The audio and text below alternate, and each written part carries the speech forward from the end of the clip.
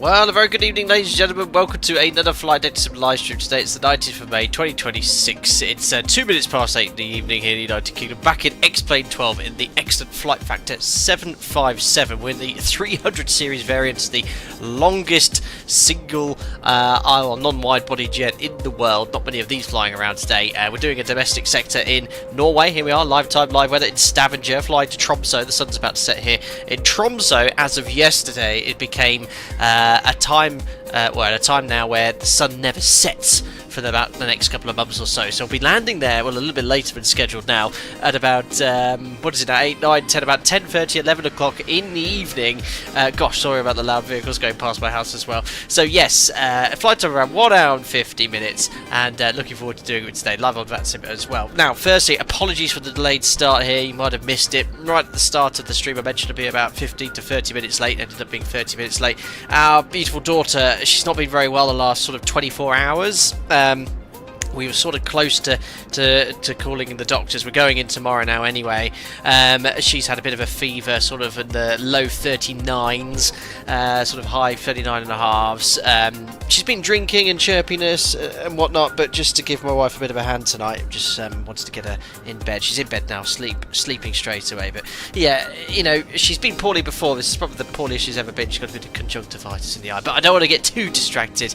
My wife insisted that I started the stream. I just wanted to make sure, you know, give her a hand getting her into bed, but I'm sure she'll feel better hopefully in the morning. Anyway, let's zoom on in towards our 757-300. Who we got here in chat today? Sasha, thank you very much. 29 months as a member. Oh no, cadet incapacitation. Sorry to hear that, Sam. No problem at all, Sasha. I could have done with all your advice today, to be fair. Hope you're doing well. Thank you very much for popping in. Technon Cat, me and Boss Hope Baby's better soon. 757. Oh yeah, she'll be fine. She's rider's brain. We just gave her a quick bath and she was already sort of smiling and chirping away. But my wife's going to sleep with her today in her room tonight, just to make sure everything's alright before we go to the doctors tomorrow. HD Sim, hello, what sound pack are you using? I'm using the FT Sim sound pack. I actually did see that Mango Studios have one, but I don't have it, so I've got the Patreon subscription with FT Sim sound pack, and I have to say the sounds are really good on this aircraft. Hold on, that's not my aeroplane, that's a Vatsim CSL. There I am.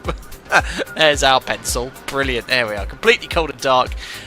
All ready for our flight today. It looks so unbelievably long, this airplane. That's because it is, but especially with the single aisle format.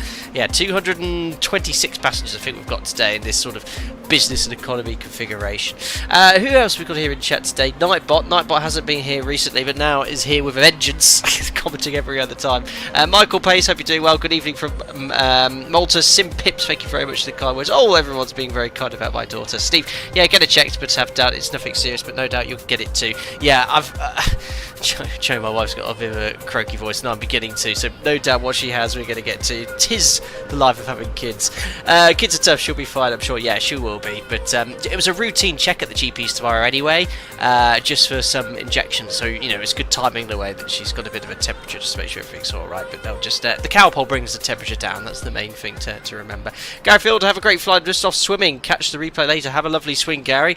Are you in the UK? It's a very late time to go swimming if you are, but I hope you're doing well. Look at that, the sun's just beginning to set. I have to say, X-Plane's lighting is superb. Anyway, what we've got here, we've got a National Geographic 757. We've got 757s everywhere today, which is pretty cool. Anyway, let's zoom on in towards the cockpit, and we'll get the show on the road. Okay, so completely cold and dark. Now, usually when I set up a stream, I have everything set up with all the tablets and the fuel and block fuel. I've just not had time with our daughter not feeling too well, so I'll have to do some sort of setting up, or watch me doing some setting up in the background.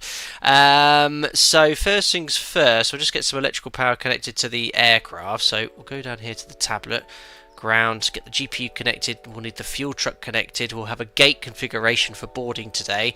We'll go here to aeroplane, just open up the left front doors and the cargo doors as well, and I think that's pretty much all we need to do. There's no SimBrief integration with this very old school 2D tablet they still have with the 757.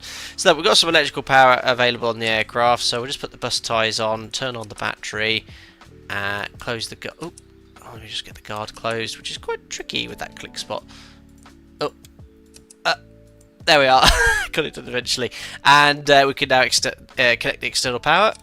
There we are. APU generators on the bus and the standby power systems set to auto. Yes, I forgot to mention I'm using the upgraded avionics package.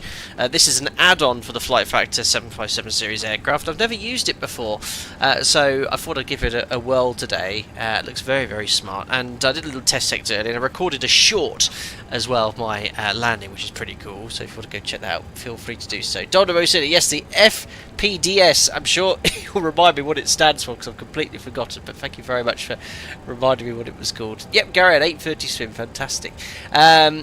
Who's talking about Calpol? I'm sure she'll be fine with Calpol, but I hope Baby A will be better very soon. Cheers, Andy. Yeah, the Calpol is the magic remedy. Anyway, we put it down. She fell asleep straight away. She's going to be very tired, bless her. Anyway, look, we'll get some sort of loading going on here. So if I bring up the operational flight plan here, we're going from Stavanger to Tromso. So the weather's really nice en route. Let me just also bring up Navigraph as well. So right now here at our departure point of Stavanger, we've got 10k 13 degrees, QNH is 1014. Our destination here, Tromso, we've got Kavak 11 degrees, and en route weather there's none. So we'll take standard block fuel today. We've already got the operational flight plan up here in the tablet. So 11.3 tons. So we'll go here to ground. We'll put the maximum amount of passengers in this. So if you could just put 400, it'll round it up down to the most amount of passengers, so 226. Zero cargo, because we've got checked in bags, and the fuel weight will be 11,300. You then press load, unload. There we are. It'll load the plane for you in the background. So it's very simple, and you'll see the fuel being uplifted here. I don't have it set to realistic timings, otherwise it takes a very long time. So it's sort of within 30 seconds, it'll load all the passengers for you and load all the fuel, which is fine for us today. So pretty much all set up on the tablet for now. For a little bit of more immersion, we can use X-Plane's inbuilt, what do you call it here, ground handling. Attach the jetway and request ground service. Do you see how the aircraft just hunkered down on the gear? That's because the boarding's complete and it's simulating the load of passengers that we've all put in here. There we are. So all the doors are opening now. So there we are, we'll simulate the boarding anyway, and let's now do some panel scans. So we'll start up here. Forgot to mention as well the wing control panel. There's a profile here for the FlightFactor 757, so it's great to be able to use the MCP today with some MCP cam action. Let's get this powered up then. So IRS to nav. There we are, yaw damper can come on. ELEC engine cont, turn those on. I guess there's some sort of ECCs. The guards are quite awkward to click in the FlightFactor, but you want to get that circle with a dot in it to close the guard. The hydraulic pumps will turn on. There's probably a particular sequence to be done in that regard, but because I'm a 737 pilot, we just whack the pumps on when we have the bypass pin installed. I'll do the same. Generators on, ready for the start. We won't need to start the APU just yet. We'll put the position lights on. Emergency exit lights armed, engine limiters on, engine start, we'll leave it on number 1. Fuel pumps, no fuel in the centre tank, so just the wing tank pumps on. There's the 13.6, is that what I requested?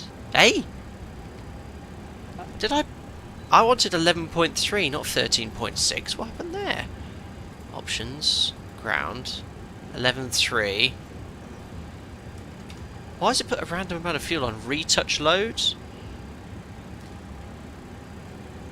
I'm now decreasing the fuel to 11.3. I'm not sure what happened there, but we want to make sure we have the minimum block of fuel in. This is to test the fuel burn more than anything.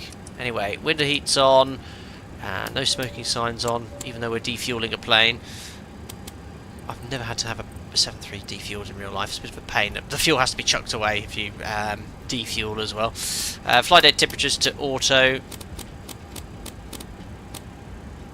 Oops, don't go too cold. And then auto. There we are, looks like it's all done now. 11.3. The retouch is complete and the plane is loaded. Right, trim airs on, recirc fans, packs to auto. We'll put the engine bleed on. APU bleed can come on when we start the APU. Isolation valves auto. Pretty much the overhead panel has been set up. Free fuel, no charge for that, absolutely. You need to hit the return key next time. Got you, Will. Thank you for the heads up. So yeah, if you don't press return, I guess it wouldn't have saved it, but we definitely have 11.3 now and 11.3 on board. Right, MCP then, so we can turn on the flight directors, which are already on here. The altitude, oh no, it's frozen, look. Why is it stuck at 5,000? It's changing the number on the actual MCP, but it's my panel's frozen here. Unbelievable. I might just turn that off and on again. If in doubt, that's what you need to do. Off and on always fixes everything. You got a good view of my arm there. Let's see what happens there. Oh yeah, I'm a fixer of many things. 100 knots, and we'll set that to the runway QDM. We'll get the departure clearance shortly. It should be runway 18 for departure, so we'll set the heading mode to 177. Have you tried turning the real aeroplane off and on again whilst in flight? No, however, on the ground I have turned it off and on again several times to fix faults based off engineers' instructions, and guess what? It usually works. It's like many computers and things like that.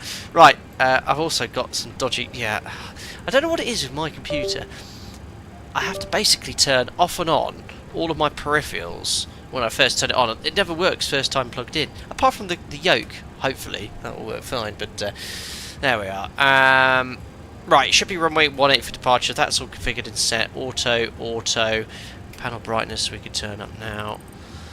Here, auto brake to RTO. Before we start loading the FMS, we'll just get the ATIS. We're going to be on hectopascals here. And hectopascals here. It's a beefy EFIS panel. And we want to make sure we're on hectopascals there as well. Perfect. Radio tuning panel, we'll tune now. Just want to make sure that's on weather turbulence.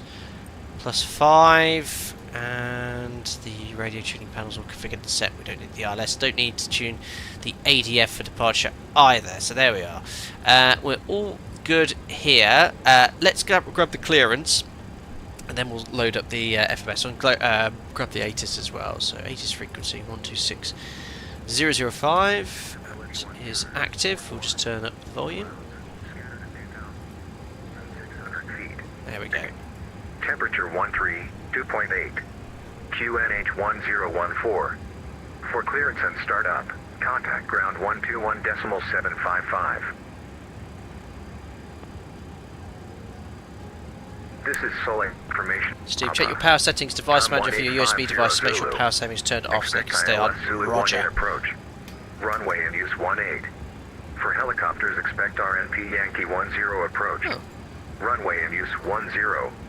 Transition level 80. Wind 140 18 though for us. 13 knots. Visibility 1 meters or more. Clouds scattered at 2,600 feet. Nosig. Temperature 2.8.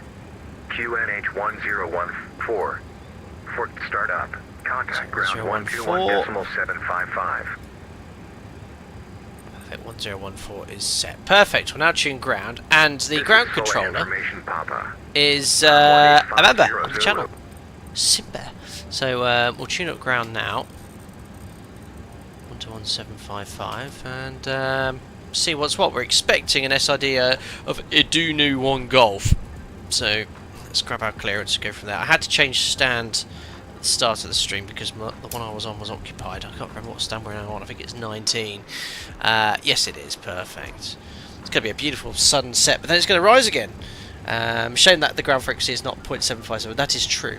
Let's grab the clearance anyway. And Stavanger, good morning.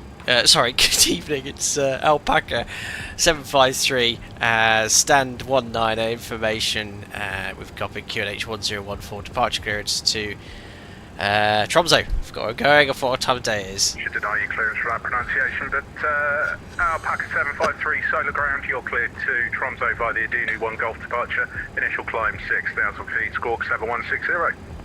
Cleared to Tromso on the Idunu 1 Golf departure. Climb 6,000 feet, squawk 7160, Alpaca 753. Alpaca 753, read back correct. Perfect, we've got the clearance. Yeah, I didn't get much sleep last night with baby not being well. Busy day. I'm already thinking it's morning. 6,000 feet set, squawk 7160. Transponders down here. 7160. Oh gosh. 7160. Perfect. If they wanted to be hyper realistic, I guess on the real Boeing jet it stops turning. You can't go all the way over from 7 to 0. It sort of stops So that's a little thing I just noticed. Anyway, 7160, and we'll now load up the FMC. Josh, cheers, 21 months as a member, long time no see. Finished up my training and looking forward to the type rating. It was great to see where your content matches the FCOM study guides at Jow. Amazing, Josh. Thank you very much. Best of luck in your career. You never know, I might jump into you, or bump into you, I should say, at work at some point. But fantastic. Best of luck with your type rating, buddy. Perfect. Lemon Wolf, I've let this in first time watching your stream. I was wondering whether you'll fly the Bluebird 75 when it comes out in Microsoft Flight Sim 2024. Absolutely. As soon as I am able to fly that aircraft, we'll be flying it as soon as possible. Very excited to try that in Microsoft Flight Sim 2024. Right, let's load up the FMS. So pause in it. Love these old green screens. Let's grab up the operational flight plan here as well. Greg Scott, 78 months as a member of the unbelievable.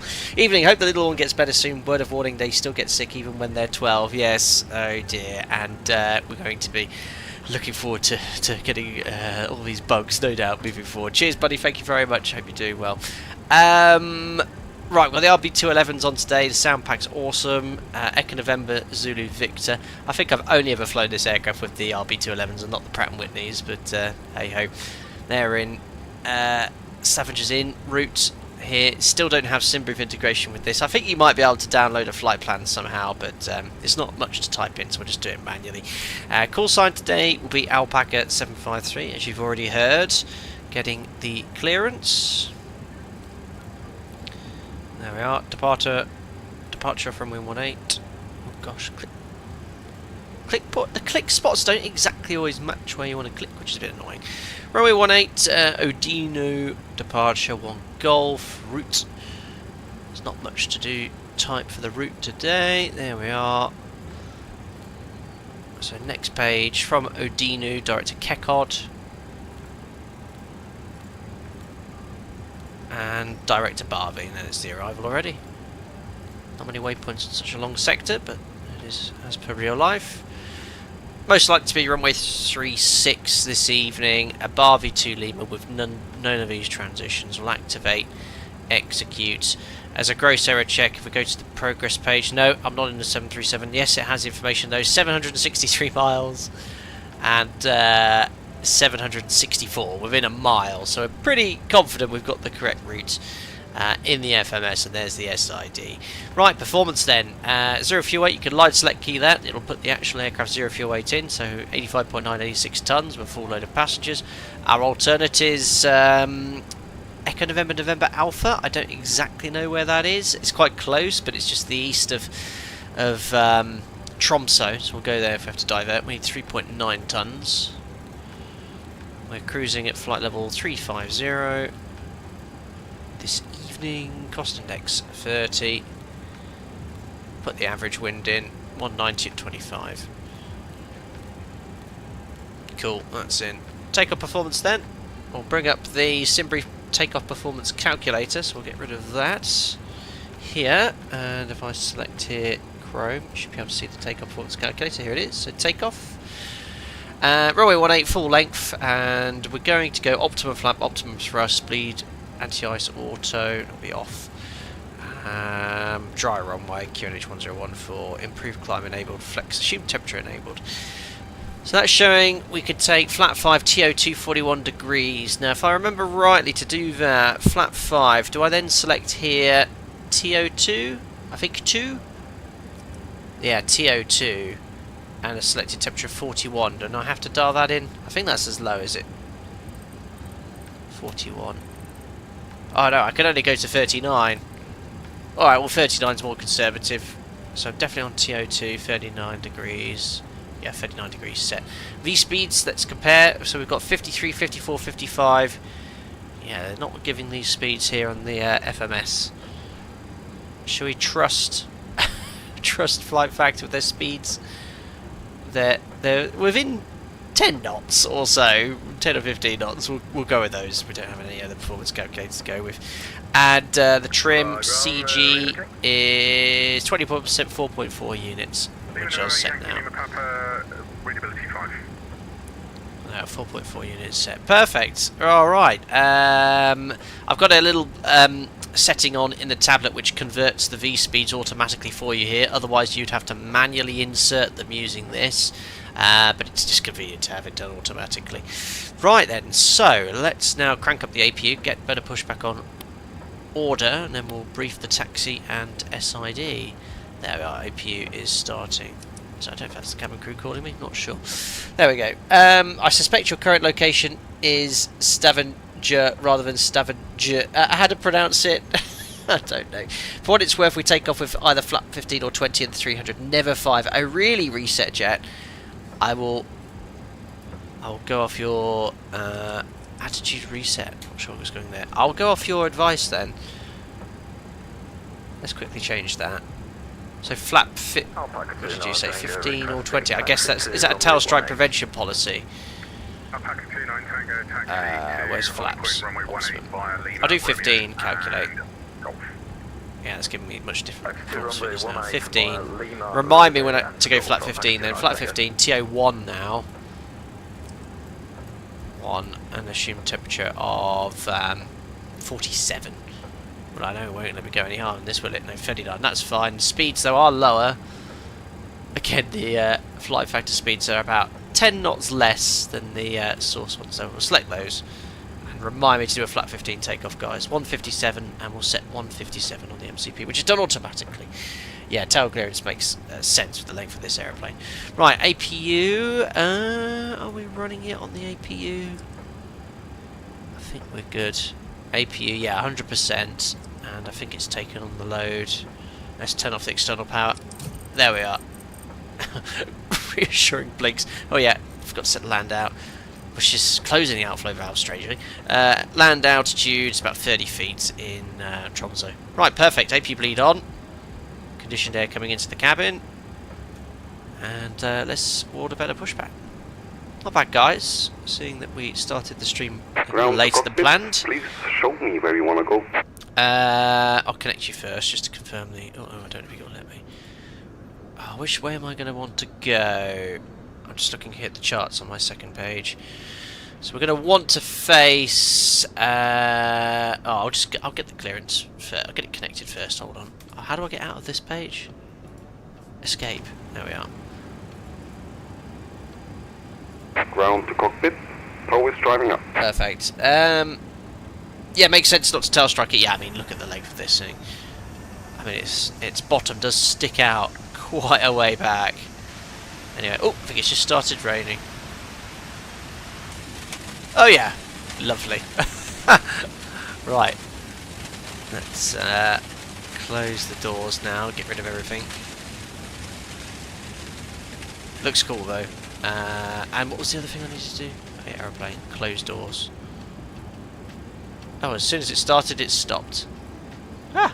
Oh my gosh, I can't click aeroplane, that is so... Close all. Alright, cool. Yeah, so as soon as it started, it stopped. Right, the only thing we need to cover is the taxi routing. And, okay, all doors and hatches are closed. Ready to connect. Brief. So it's either going to be facing southeast out via Sierra or north to exit via Sierra. We'll just confirm it, we'll get the clearance. Then we're going to make a left turn onto Golf, full length for runway 18, and then the SID is the Odina 1 Golf, basically an RNAV SID direct to Cuved.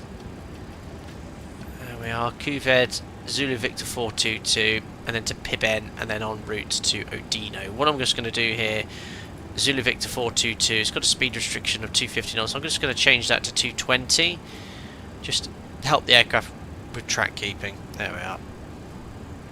RMP SID, nothing to tune, 6,000 feet we've confirmed is the stop altitude. The green FMCs are not it. They are old school. They are old school. Oh, Simbear, push straight. Thank you. Oh, it started raining again. I'll just do a quick performance check on the wet figures because that can change your performance. It does sound really cool when it's raining. Yeah, wet V speeds are a little bit lower, so let's just change these. And the performance is good. Can't change it to wet speeds, but we'll just go with these ones. It'll be fine. Oh, it's stopped raining again. Do the wipers work in this? That's the big question. Where are the wipers on this? They've already dried. There we are. Wipers off. Okay. Change pushback. Ground to cockpit. Please show me where you want to go. Perfect. So straight push. tow connected and bypass pin inserted. Release parking brake. New skies up and running in the background as well, remembered. Let's go. Ground, hello, it's Alpaca 753. Again, stand 19, request push and start. Alpaca 753, push and start approved, straight push, QNH 1014. Straight push, QNH 1014. Alpaca 753. Perfect. So, packs off. Anti-collision lights on. Parking brake, we can now release transponder out off. Checks complete. Off we go. Starting pushback, and you may start engines. Perfect. Nose gear on the second white line. Oops. We'll be okay. Don't forget to detach the air bridge as well. It can damage the aircraft. Oh, so second nose gear on the second white line is some sort of unique pushback requirement, is it? Oops. Right. Starting engine number 2. There we are, ground. It's an RB211, it's on the M3, look. Lemon, if it starts raining when you're about to hold short the runway you're going to take off, do you change your performance page values? Yes, it doesn't take long to load in the OPT. If you're lining up on the runway and it's bone dry and it's just started raining, yeah, okay, you're going to be fine. N3, N2, and we have M1, fuel on. Nice. Wish the volume was a little louder externally. Rip Pito Brew. Great sound on this.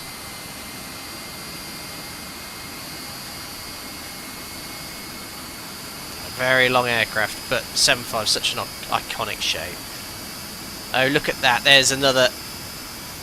You'd hear those RB211s whining. Awesome. Stop the airport, look.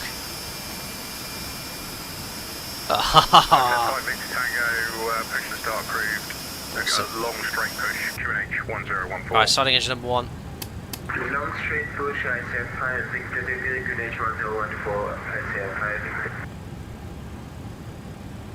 Hello Finskin, hello from Tromso. Enjoy the mountains on your approach. Should be sunny and nice if you have real-time weather active. It's live weather. Operation complete. Set parking brake. We are landing 11 o'clock at night, and as I understand, Disconnecting tow. since of 7.5. yesterday, your sun doesn't set now for the next couple of months. 24 hours of sunlight. Beautiful. It's a generator coming on the bus by the sounds of it. Steve, that's a fantastic question. I've seen this on some aircraft. I have no clue what this middle position switch is. This rich, and then you have run. It's on the Felis 747 passenger variant as well, but no clue as to when you'd use it. I think someone asked that before, and someone did answer in chat, but I cannot for the life of me remember what it was for. Make sure this is set to Barrow. I haven't set an MFRA, but can I blank it? I think I can reset it, which is fine. Tow is disconnected and bypass pin has been removed. Hand signal on the left. We'll see you next time and have a safe flight. Perfect. Let's do the before taxi flow. Generators on, APU off. Star switches, there's none. Propete, none. Anti-ice, none. Not required. Auto, close. APU bleed is off and set. Flaps then, not 5. We can do 15. 1, 5, 15. Perfect. Flight controls. Gosh, I'm sporting shorts today. What an awful camera position. Every stream, you never know where the camera's going to be, guys. Clear right. Left on the rudder. Yeah, I just set it up differently every time. Nothing on the recall, and we then read some sort of before taxi checklist. Perfect. I think we're good to go. Now, on this aeroplane, though, I'm going to arm LNAV and VNAV before departure to see the difference. Alpaca 753 request taxi. Alpaca 753, taxi holding point, runway 18 via Sierra and Golf. Runway 18 via Sierra and Golf, Alpaca 753. So we need to do a bit of a sharpish turn to get on Sierra, and then another turn on Golf. That should work, and if we look outside here... Oops, wrong button. There we are. Yeah, easily. Right, hitting the other one. Right. Turn off And nose gear lights on. Release the parking brake. Do a config check. No warning horn. Let's go to Tromso. The default X-Pilot sounds terrible.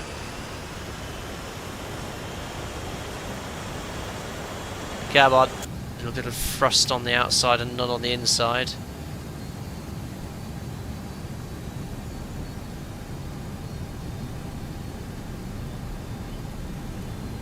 Awesome. Oh, look at the sun setting here in Svalbard.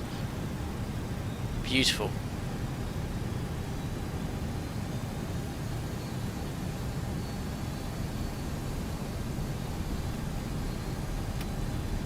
Taxis really nicely this as well.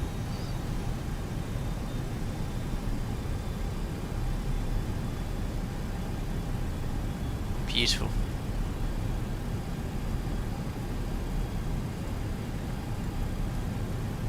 Stock scenery, guys, with oh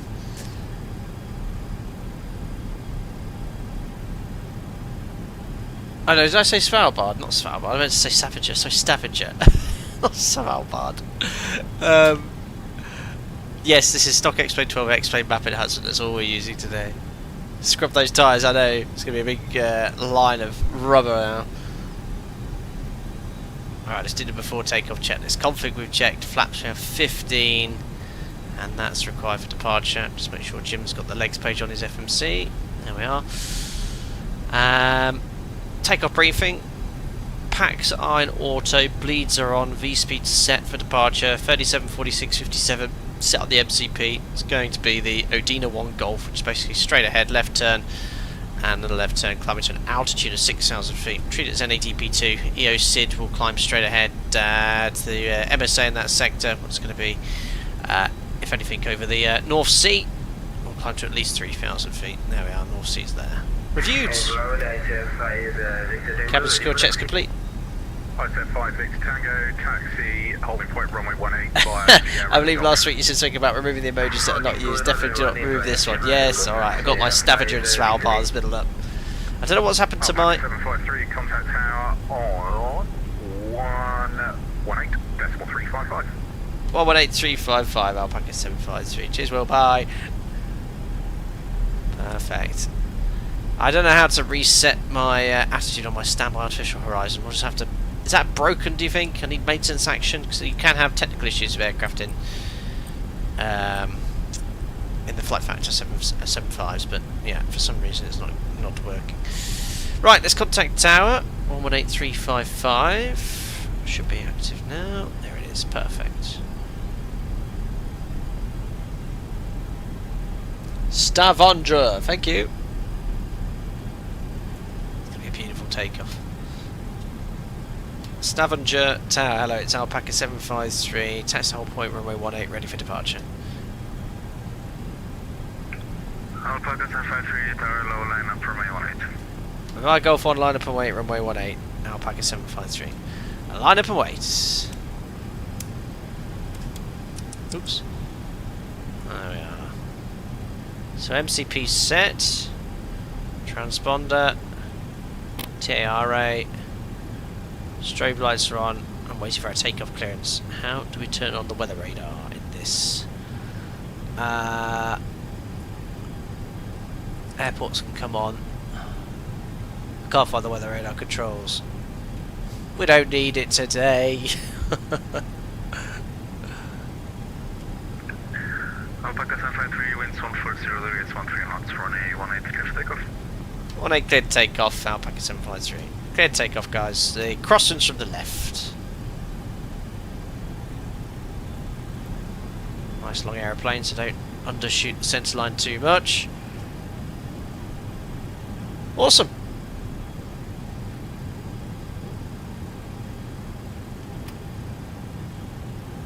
Alrighty, I'll reset the clock.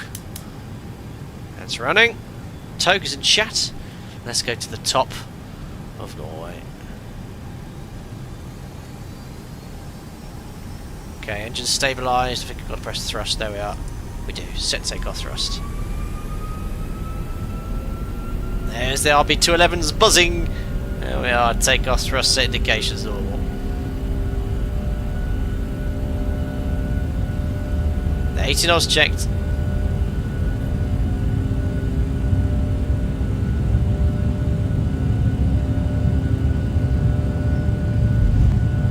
V1.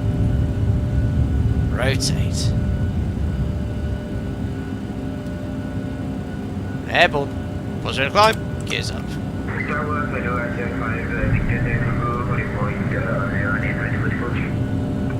Gosh, I've got TA1 reduced thrust as much as possible. I'm still 20 degrees nose up. This aircraft's got so much performance. Oh, look at this climb rate.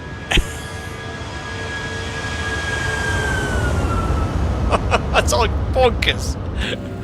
There we are, EPI climb thrust. Lowering the nose to accelerate. Probably was a little bit too high. Alright, perfect. Okay, above the 5 bugs, let flat 5. Above the 5 bugs, let flat 1. And we'll leave it at flat 1 for that first speed restriction of 220 knots. Actually, no, 220 knots is just above the up speed there. That's okay. Above the 1 bug, select flaps up. Pitch up to maintain 220 knots. Have to have quite good eyesight, but you can pop out the PFD, which is pretty cool. There you go. That makes it so much easier. I wish it was as clear as that with the other view. Alright. Anyway, there's Command A. Vertical speed. 2,000 feet to go. So 2,000 feet per minute. Alpaca 753, contact below frequency 131.535. 131.535, Alpaca 753, bye. It's quite cool having the PFD there, isn't it? Okay, people contacting me. Oh, it was actually who messaged me here.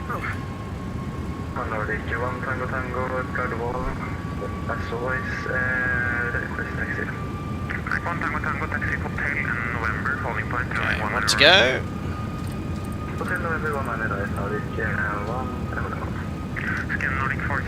Check in when we can.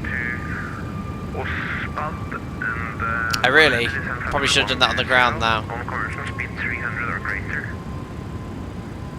Yeah, it's broken. Check in when I can. Let aircraft feedback first. Nordic 47 Yankee, please. Nordic 47 Yankee. It's broken rip. Oh, look at that, guys.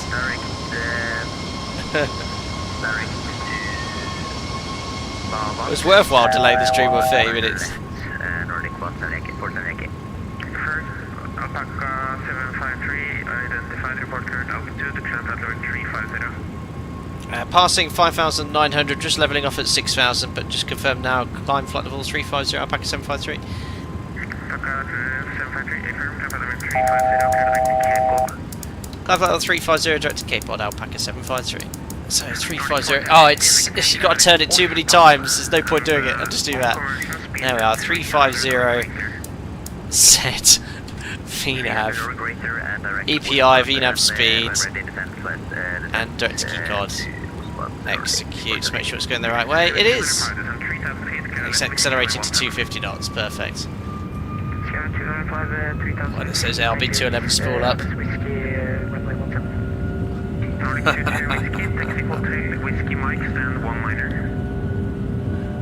Awesome.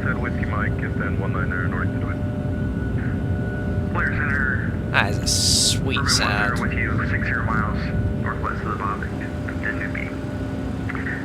Okay, set standards. If panel's not working on this, unfortunately. Set standards, set standards. We don't have an attitude indicator, but we can at least set standards.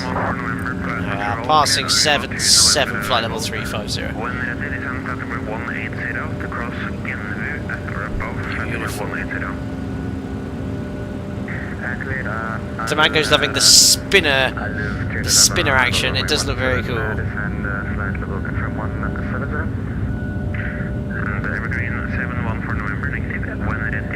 I really, LST, if you want to make the screens less blurry, recommended. EFB options, advanced options. Android 180 and cross Gilvo at or above threshold 8. 180 will try at least. Where's advanced options? Options, advanced effects parameters. Let's set screen glow to 0. There we are, set to 0. Save config. Still a bit blurry. If I zoom in, it's very clear, but it's just back here. Anyway, passing 110350, let's do the pre-cruise checks. Fuel, all configured pumps on, lights. Hey, clicking, but no actions. Off. APU's off, pressurization. Diffs 2.8. Cabin altitudes at about 5,000 feet, slowly climbing, and set. Very nice, belts off. Recall. How do you do the recall on the ECAM? There it is. Checks complete. God, look at this climb rate. Yeah, it could be my rendering distance or field of view. Yeah, could be. And it's okay. Not particularly clear for you guys watching. If I zoom in, it's a little better. 4043, vertical speed mining, ready for descent.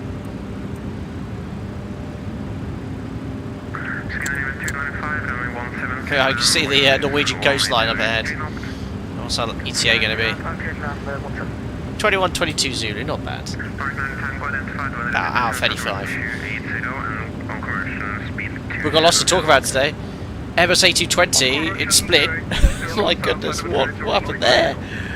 Loads. Steve, yeah, the Artemis 757-300 is so good. And it's a full load of passengers, don't forget.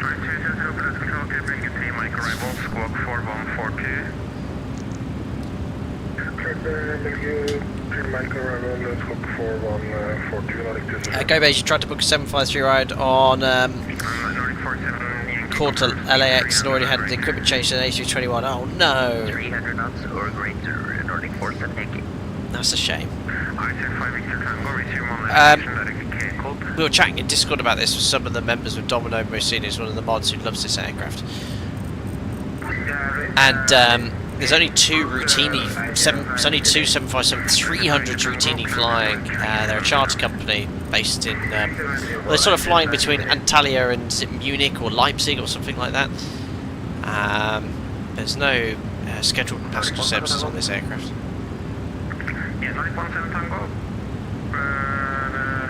Yeah, the 11 flight was a little bit. I've seen a video as well from in the cabin. Loads of people sent it to me. It doesn't sound like an engine failure or something like that. So whatever happened, but I think that it was quite windy. I think it was quite strong crosswinds. I've not read the full report yet, but that was. No, lucky the gear didn't snap off on the way across. It's remarkable, really. Mechaline, that's news to me. What about United Airlines and Delta in the US? That's new to me.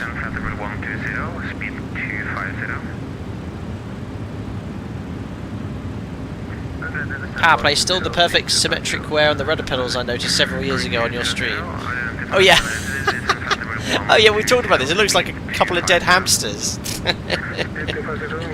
They could have changed that. I remember you commenting that, I think. There we are, look at this. 9 minutes airborne blasting past 20,000 feet. Oh, yes.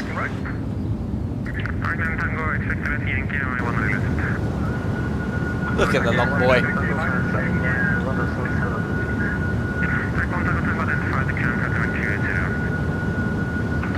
Look at that view, superb. Rasmus used to live right near Haugesund, isn't it? Down to your left. I always enjoy seeing people flying over the Norwegian west coast on the street. Cool. Is it Haugesund? Yes, I've flown into Haugesund before, a long time ago.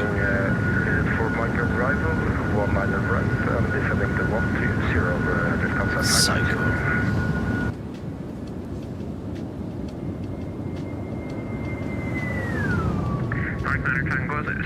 Beautiful. Yeah, I used to fly in there, Rasmus, a long time ago when I was based in Spain.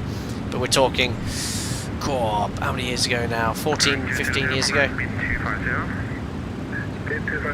I guess, damn, I missed the 7.5, I know. I can't wait to try this Bluebird on Microsoft Flight Simulator. But we've not flown the 7.5, I think it was 9 months ago I was looking, last stream in the FlightFactor. Yeah, I agree, Ted Longcat. Yeah, the 300 does look unnatural, doesn't it? Whereas the 200, the proportions of the 200 look a lot better.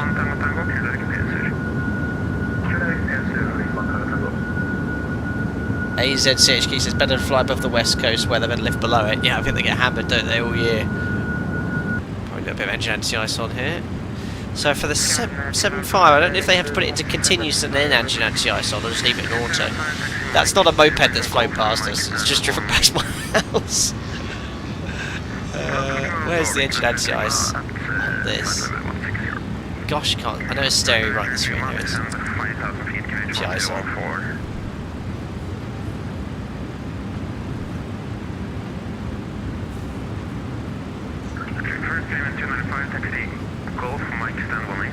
So it's a really interesting display. It's very unique with this avionics upgrade package on the 757 and 767. Just don't see many displays like this. It has a really large HSI.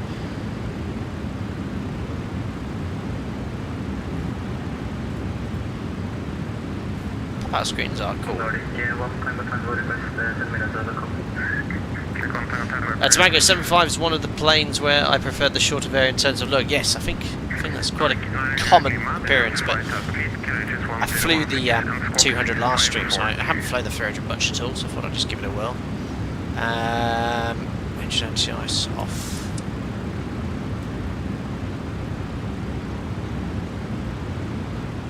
It's a bit of an unusual position for the anti-ice system.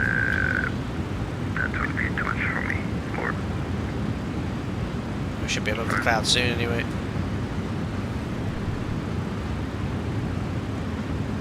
Very cool, Martin. You're in Haugesund once playing bass on a live TV show. That's pretty cool. Stuart Baker earlier said, "Isn't life amazing? Watching your stream whilst charging my car at Woolly Bridge Services in Wakefield." Technology is bonkers. Hope your car charges smoothly and quickly. Hello, Stroff. You are from Stavanger. Very good. Thanks for popping in today. Welcome.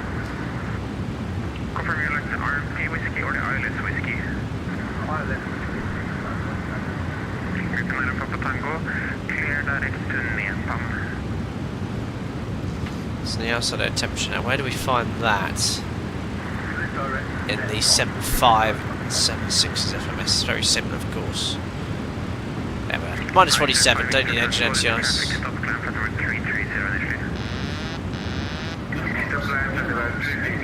Cheers, Liam Echo. Lima 370 bubs as a member. Most kind, thank you very much for your continued support. I hope you're doing very well this week. Thanks for popping in. Beautiful scenery on this route as well. If we just go back out of MCP account. Right along the west coast. I was going to depart from Edinburgh, but I thought let's do a domestic sector. I don't know if there's any flights between Stavanger and Tromso in real life. There's loads between Oslo, but I'd already done Oslo Tromso. I'd already done Bergen Tromso, so I thought we'd do another Tromso departure point. Done a few streams into Tromso because it's cool. But the reason I wanted to choose Tromso was because we're live time, live weather. It's 1950 Zulu. We're going to land local time in Norway at about, what is it, 11:30 at night or half midnight local time. But it'll be bright still because it's so far high up on the latitude's so high. It doesn't set for about, the sun doesn't set for about 2 months of the year. Starting from, I think it was starting from yesterday.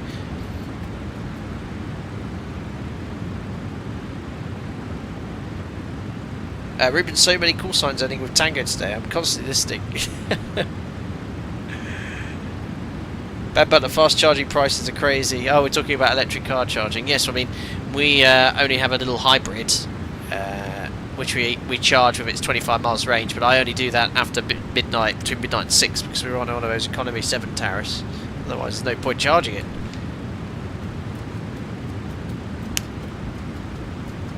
Domino Mosina. Oh, still bright, he says. Norway. Oh dear. Oh dear, oh dear.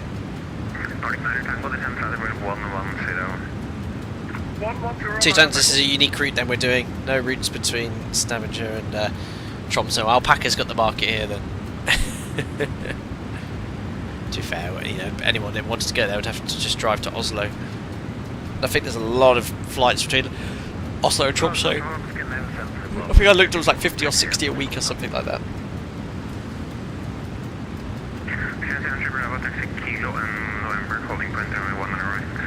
We're about 16 minutes already at the cruise and a fully loaded 757. Superb.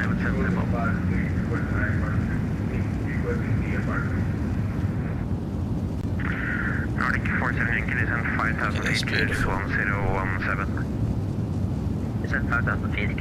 I like that little sound. It sort of sounds like the window vibrating, like the plastic trim. So if you can hear that.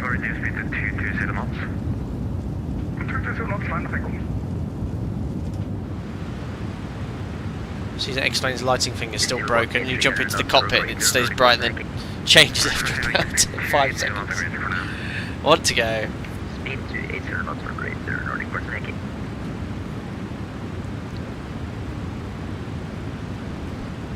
Two tons.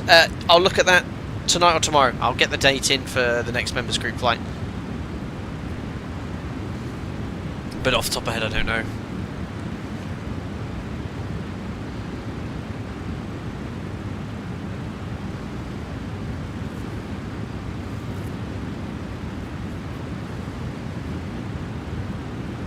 Nearly there.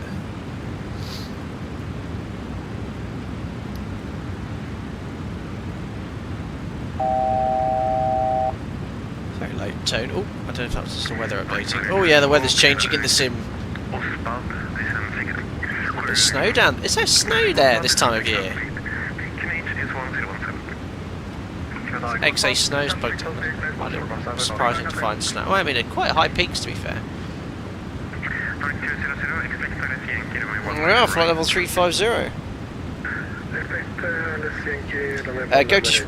Why does it get such good performance? Is it because it's so thin, or the engines? It's the engines. It's the RB211 on this aircraft.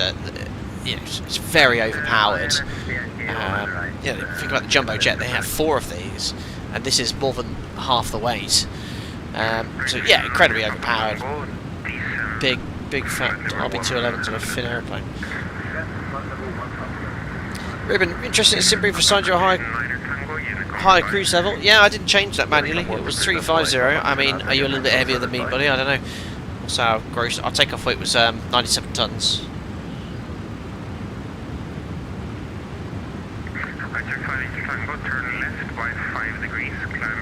Oh, are they? Ah, that I didn't know. Are they downgraded RB211s compared to the 400, 747 400? It's like with the LEAP engines and the CFMs. There's so many different variants of them.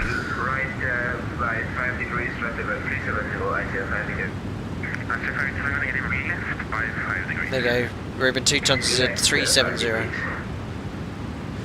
Ruben, you chose a costed X30 manually, so have I. That's what I always do, costed X30. It's just a nice all-round costed X.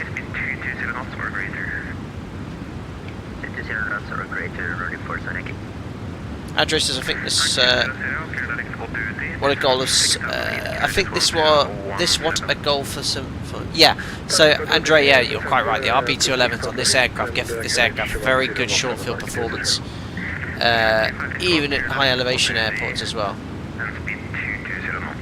Okay, oh wow, look at that, big, much higher rated on the 747. Finskin's still snow in the mountains, but it wouldn't surprise me if it started snowing tomorrow again. It looks beautiful here. I don't know what's going on there. It's just a little bit of an issue with the satellite imagery, but the rest looks beautiful.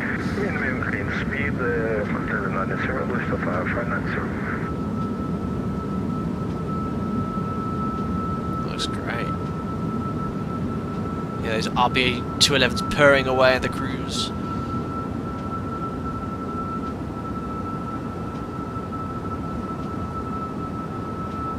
It is a pretty plane. Even though the the 300 variant does look a bit too long.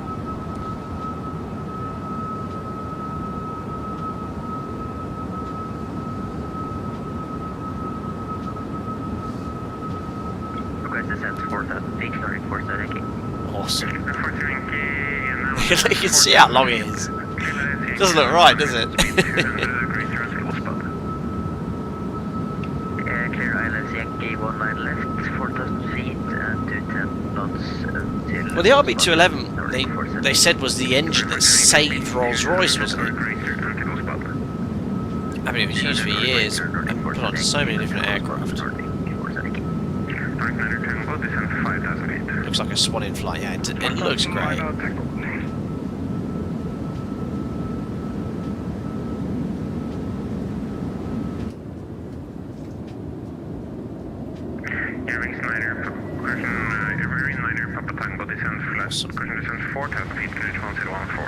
X-Plane Map Enhancement doing a solid job of the region. Yeah, I know, it's really good. This is with Bing Maps.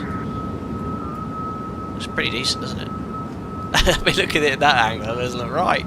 It should look like the wing should be another, sort of, you know, 6 feet forward. 7,000 feet, carriage is 1017. 7,000, Awesome. 1017.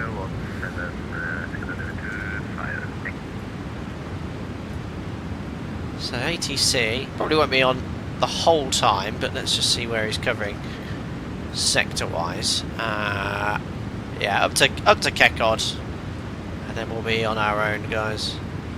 There weren't many VATSIM events today. I was looking at particular ones here. I mean, Frankfurt's always online, but and then I think there was Milan. Yeah, Milan, they do it every Tuesday. They have an VATSIM event, don't they? Green 7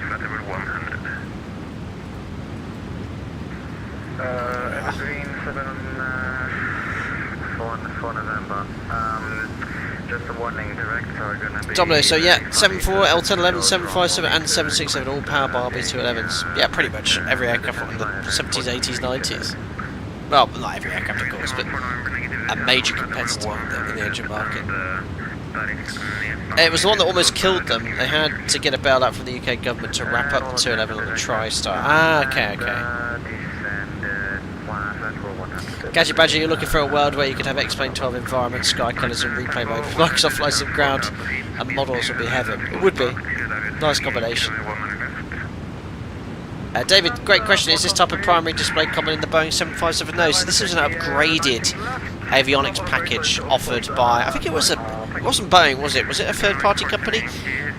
So there are 76s and 75s that have this exact instrumentation, but the original one had just CRT displays and conventional airspeed indicator along the PFD. 160 until 4 miles and northern ports of Yankee. Ruben Zurich is online every Tuesday. Yeah, very popular event, Zurich. Done a lot of streams in and out of there, though. Guys, if you haven't seen it already, well, I'll wait until we get to Kedod and we're on Unicon, but have a look at this A220 excursion. Very exciting. But we should have the sun constantly setting for this whole sector this time of year. It's a lovely view I've got there. It's like a GoPro angle. You've got all the fjords here on the right side, you've got the sun setting off to the left. Beautiful. Sit back, glad I could provide ATC for you. Enjoy the rest of your flight with Tromso. Cheers, buddy, and thanks for your patience whilst we were managing childcare. There was at one point I did consider postponing the stream, but my wife insisted, no, get your stream, do your streams. Bless her. She really didn't need or wanted the help, but your husband duties sort of felt needed. But it's a good job I did because she was sick. My daughter's everywhere. Anyway.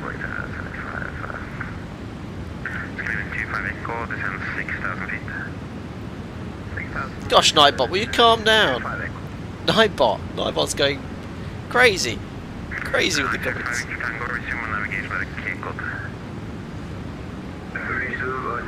Cheers, Tobago. Yeah, I did the short. I recorded the short when I did my test sector, so I just recorded each element and just edited it on my phone. It took about 20 minutes or so. Nightbot, seriously. Urban 10 over to 122.8.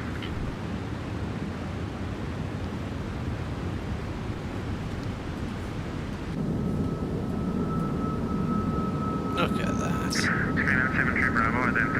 Oh my goodness, Nightbot! Is there anyone else in chat there?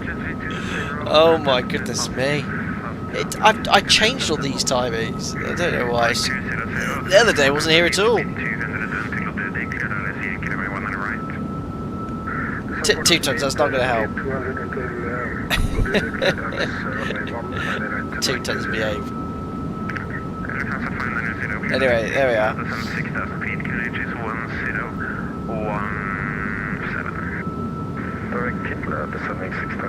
Lovely weather awaiting us anyway in Tromso. Cafe 11 degrees, very nice. I think it's about time we did a stream of some gnarly weather. I was actually considering streaming the 7.5 today. Some of it was quite windy, but I wanted to get the plan sort of stream published last night. I didn't get a chance to look at any weather anyway. 2 tons, that won't help.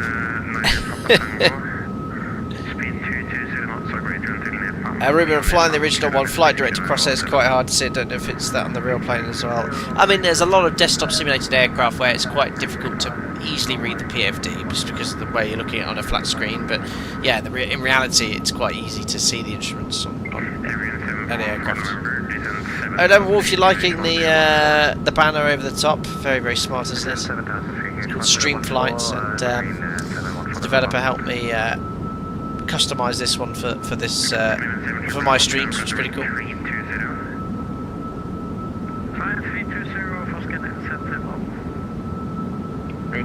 Yeah, it does look smart, doesn't it? You're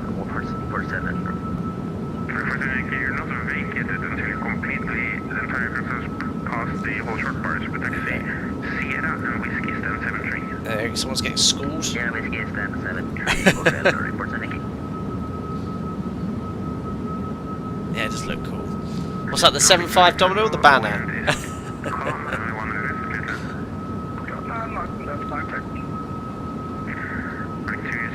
Speed 180 knots or greater until 6 mile final. Runway 1 on the right, clear to land when caught. Speed 180 until 6 miles, like to the ship. Scream 25 echo descent 5,000 feet. 5,000. 2 tons 757 with the banner Chef's Kiss. We've got all the blues and whites. Yeah, guys, 757, well, I think there won't be many more flying in the next 10 years or so. I mean, there'll be some that are retrofitted for cargo outfits. I think DHL have got quite a few, haven't they? And obviously in the US, I think there's a number still flying. But I mean, 300 aside, there's not many people flying the 757-200. Jet2 got rid of theirs. Condor in Germany, I think, operator number. Stavanger 7.9 is going to replace them. Yeah, the 7.9 is going to be sort of a replacement to the Max. Sort of a 220 plus seat in between a wide body jet and the sort of previous 7.3, I guess. Unicom, Alpaca 753. Good evening. There we are, over to Unicom, guys. Just do that then. Click. There we go. Right, let's have a little look at this. I want to show you this A220 that's had a bit of an excursion in Croatia the other day. If you haven't seen this already, it's pretty bonkers. Don't know who filmed the original one.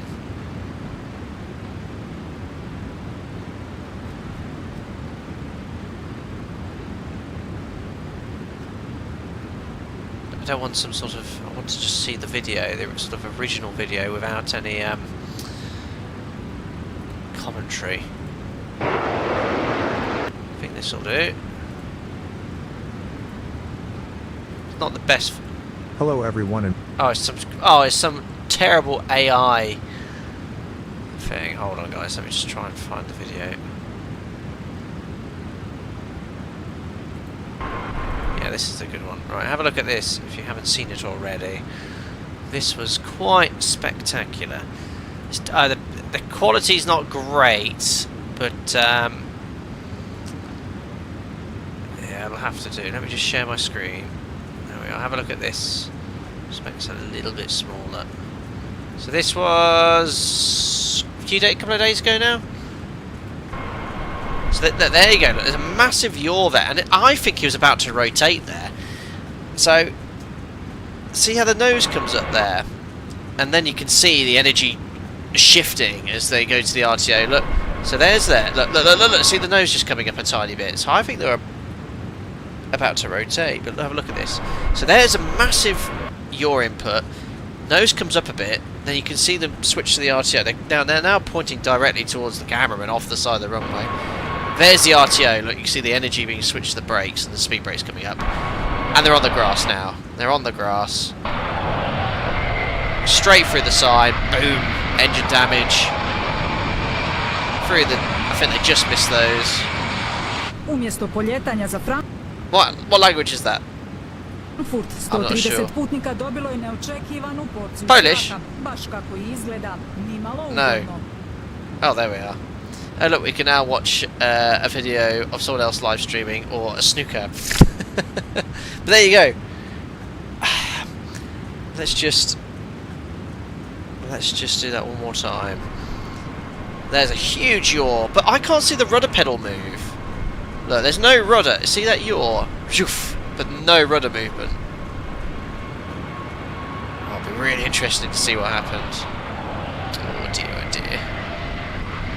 I'm amazed the gear didn't come off. I think they were just riding on the grass. Umjesto poljetanja za Frankfurt, 130 What language is that? Engine went out. Look at the heat blow. You reckon it was engine failure? If they did a fantastic job. I mean, obviously they had a runway excursion, but at least they kept it upright, you know. So yeah, the investigation in time will tell what happened. Engine diver pilots did not correct with rudder. They used ailerons only. Okay, I take back what I said. Are you sure they use ailerons? I mean, I hope not. But you know, when we train rejected takeoffs, we train at various speeds of engine failures. The slower you go with an engine failure, the more difficult it is to maintain directional control. So, you know, prior to V1, you've got maximum rudder authority and minimal sort of lateral movement. At low speeds, if you have an engine failure, it can really swing the aircraft around because you're way below VMCG. So you've got to be really quick to reduce the thrust. That's the main thing with an engine failure on the takeoff roll prior to V1 is get rid of the thrust as soon as possible, which is the first action on every rejected takeoff anyway, to reduce the yawing moment. But yeah, let's see what the investigation. We can only speculate, guys, from a grainy photo. Either way, look, everyone would have walked away from that. Ultimately, the runway excursion happened. That should never happen, and it will be classed as an accident. And the investigation will find out why the pilots couldn't keep it on the runway. But you know, engine failures, incredibly rare. You never know when it's going to happen. You've got to be like that when it does.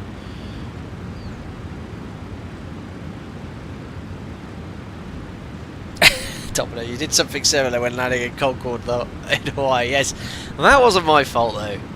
That was because my rudder pedals just disconnected from my PC. An issue I'm sure real Concorde pilots weren't exposed to. But yeah, interesting one. That's the thing now. If something like this happens, someone's going to have filmed it, either from outside or inside the aircraft. It'll be on YouTube before any official investigation takes part, where then people can only speculate on what happened. Oh dear, was it Pratt & Whitney 1000? Yes, these are the engines plagued with reliability issues, aren't they? Yeah, I've seen, MDV. Yeah, I've seen the video from inside. Let's see if we can have a look as well.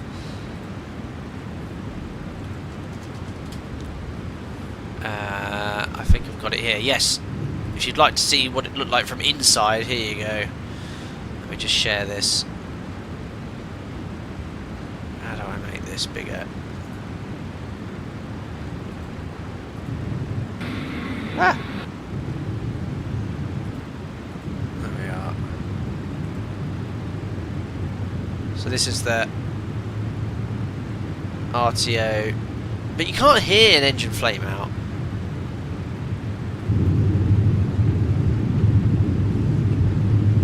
So listen. Oh yeah, you know what? With how that aircraft moved across. With how the aircraft moved across, that... Look at that. Even the guy filming was like, oh my gosh. Look at it swing across.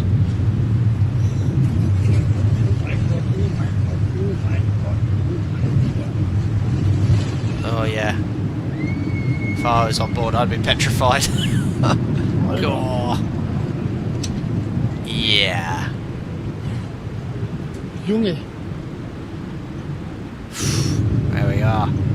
Yeah. Sketchy. Sketchy. Thankfully, yeah, no injuries, not at all. I saw that comment, Sasha. YouTube safety board, yes.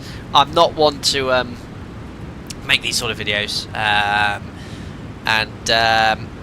happy to talk about it, discuss what happened, and look at facts. But I don't want to say what happened. No one knows what happens. Yeah, not my forte. There's plenty of other YouTubers doing those sort of things. Look at this beautiful sunset, and it will not set for this entire set. Well, it might do, and as we fly northbound, you might see it rise again, perhaps. It's beautiful scenery in Norway. So much to explore here. Yeah, they did, Andy. Yeah, you know. The fact that they had an excursion, they still brought it to a stop, and all the gear was intact.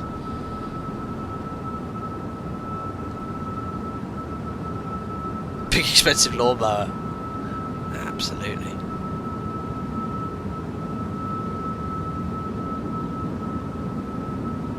Stavanger, Captain, what would you do if you had an evacuation and you see your passengers carrying a luggage with them during the deplane?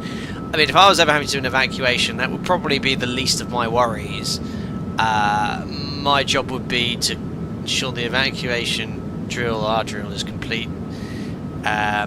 Assist the cabin crew. I'll be the last off the plane, make sure everyone's off, and yeah, go from there. I mean, the cabin crew are also trained to deal with evacuations and will tell passengers to leave their bags behind as well. So yeah, obviously, again, these things are incredibly rare. Instinct kicks in, but it is important in that situation you do leave it behind, because it could make the difference between life and death.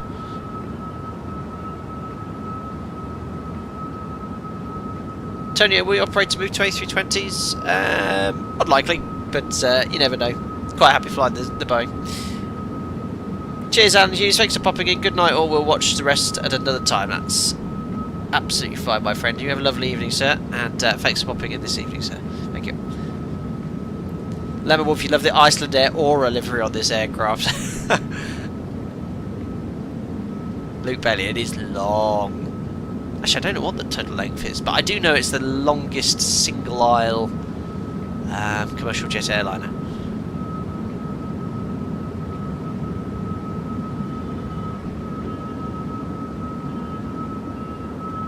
Superb.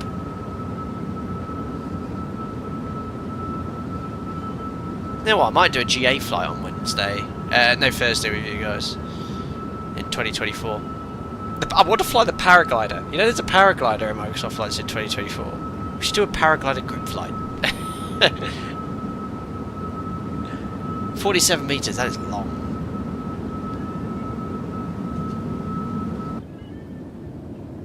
Just because I can and explain. Lovely.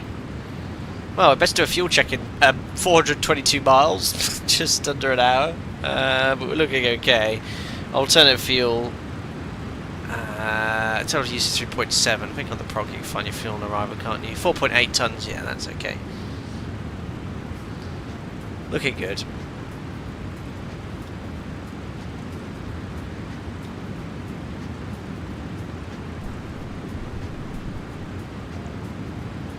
So it damn top down, the wings look short. I think with the field of view as well on that one.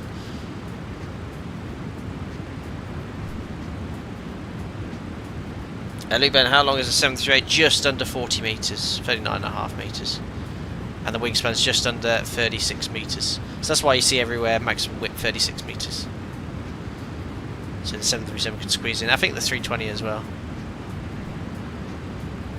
320 Cookie, thanks for your suggestion earlier by doing a go around or a bulk landing procedure here in Tromso. We'll have no time to look that up, but maybe another time. Hope you're doing well, buddy.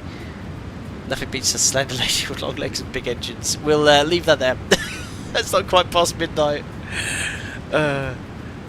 Ruben Short's DC... Oh, it's DC8 is a bit longer, is it? Ah, there you go. Then my facts are wrong.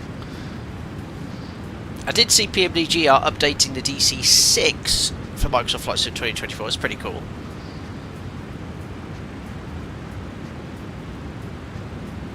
Andy, when I fly, I have my passport in one pocket, my wallet in the other, and my phone in either pocket on my hand. Anything else in the bag can wait in an emergency. Yes, and actually, to be fair, I keep my essential documents in a folder if I'm travelling as a passenger. But yeah, passport usually, when I land, I put in my front pocket. MDV, I wonder if there are flight simulators who have logged more flying hours than some of the most veteran captains. Most likely, no doubt. I actually wonder if I've flown more sim hours. I think I have probably in real life. I don't know. How many hours? This keeps going up every few months or so. I don't even know how many hours I've got.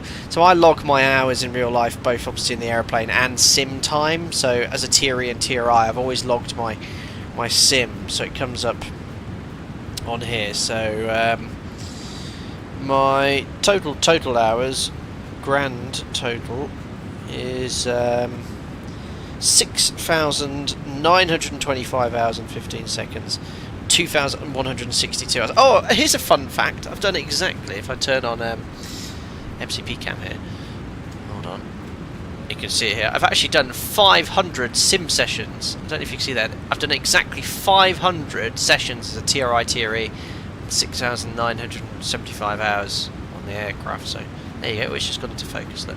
So 500 sim sessions, 2,162 hours. That's exclude. This isn't flight sim. This is me as a Tier I, Tier E in the simulator. So yeah, I've done almost a quarter of my time, but that's logged as an SFI when I was an FO instructor as a Tier I back in 2016 and 2018 before I became a captain, and I've been back in the sim now for 3 years this year, so I've logged as many as I have there.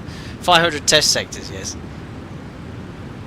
Kanoki, I don't know if you're watching this in the past. Captain, the moped's outside your window. That's me transferring my bike to the next airport for you to put on your next cargo. Oh yes, infamously I've carried your motorbike all over the virtual world. But yes, I do live on a busy main road, and unfortunately it's where the speed limit increases from 30 to 60. So you often get all sorts of vehicles putting their foot down directly outside my house. Which is what you occasionally hear. I have to have my window open in my office because the temperature is insane. I mean, put it this way, my office door is closed because my daughter's asleep here. This is the present temperature in my office, if you would like to know. There you go. 27.4 degrees with 37% humidity. With my office window fully open. I can't wait for the summer. This PC chucks out a serious amount of heat, but it's running well. All the temps are nice. CPU right now 53 degrees, GPU is about 50. It's got such a large fan on it, just pumps air all over. It is lovely and dry in here, 2 tons, that is true. Awesome, Ruben. Oh, Ruben, so you were in one of the 7.5s joining us on this sector. Let's have a little look. Ah, cool. What have we got down there, though? Look, we've got a little helicopter bombing around. That's quite cool. So, Ruben, that'll be you, won't it, I should think? Oh, no, there's someone else in a 7.5. And then someone ahead. That's you, Ruben. Someone up there going to Tromso as well. Ah, very cool. Nice little tour going on along the coast there. Pretty cool. Ruben, you're 29 Tango just ahead of us. You have to tell us what the conditions are like ahead, sir. Oh, guys, amazing news. My new barbecue arrived. I've got a Weber barbecue, a Weber 310. Still in its box. I had no time to set it up yet.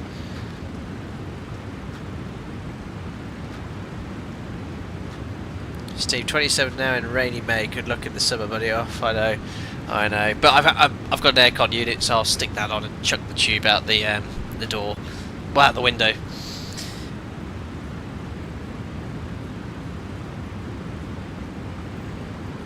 It's going to be hard. Yeah, Rob, I'm working. Oh no, actually no. So I've got a couple of days annual leave this week, and Sunday's my last day, so yeah, Bank Holiday Monday would be a good time to test it out. Barbecue reveal, yes, members. I'll show you a picture of my barbecue tomorrow. What was the last thing I posted? My lawnmower. Starting my lawnmower. That was it. Or it's too hot in summer. I'd highly recommend what I've now managed to keep my office cool now by venting the PC heat into the wall cavity. That's actually a really good idea. Now I don't know what to... I've got a portable AC unit, and obviously I can chuck the hose pipe out the window. But in the UK, for my US followers, most of the windows open up like on a hinge as opposed to slide up and down. And sliding up and down is great for an AC pipe because you can buy a unit to slot in and have no exposure to the outside air. Chucking a tube out a window, you've still got hot air coming in, so it's incredibly inefficient. So I'm actually thinking of drilling a massive hole through my stud wall, through the brick and breeze block as a sort of permanent solution, and I could just chuck the tube out there with a little mesh on it to prevent bugs flying in. But yeah, I might do that. Can I even cook tomatoes brews? There goes your homeowner's warranty. That is an issue. That could be an issue. Maybe I should look at my policy before I start sticking holes. Yeah, like exactly, Steve. Maybe I could get a professional clothes dryer hole put in. But yeah, if I could chuck the tube into that, it'll be great. Because, you know, having a window open is not the correct way of using air conditioning. Rob Hart, I've heard about this, but it makes a mess of the window, and we've got wooden windows, like wooden frames, so I've heard about these Velcro things, and you've got like a sort of a bag you put through it, but I might look at that.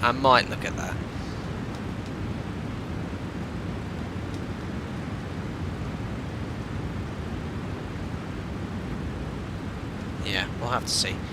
It's going to be hot next week, so it'll be good to test the system. But right now, my office is 27.5 degrees. Warm. Yeah, we'll look into it, Steve. But the thing is, it's going to make a heck of a lot of dust, isn't it, if I drill a hole like that in the office. But it needs must. I might do it.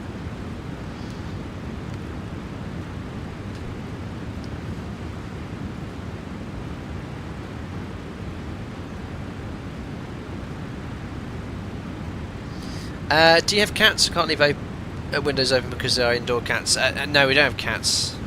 I have a part-time dog, and that is all. Ruben, haven't you told us about the whole idea last summer already? Yes, we had this discussion last time. And I used a cardboard, but it worked, sort of, but yeah, I want a more permanent solution. Or maybe it's just to get aircon installed fully in the house.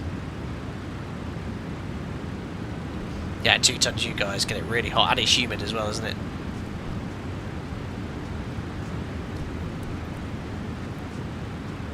Ghetto setup.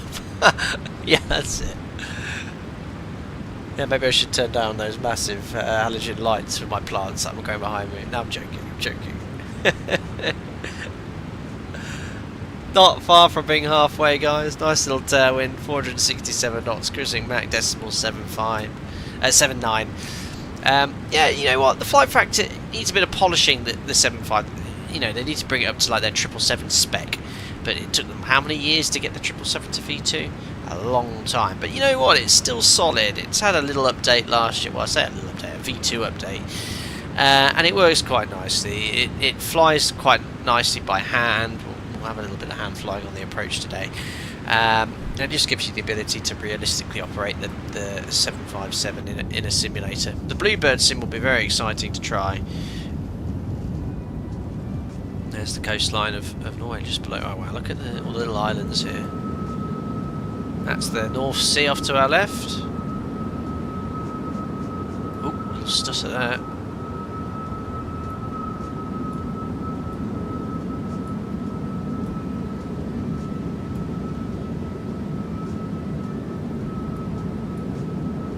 True, Steve, yeah, no reason to keep it cool.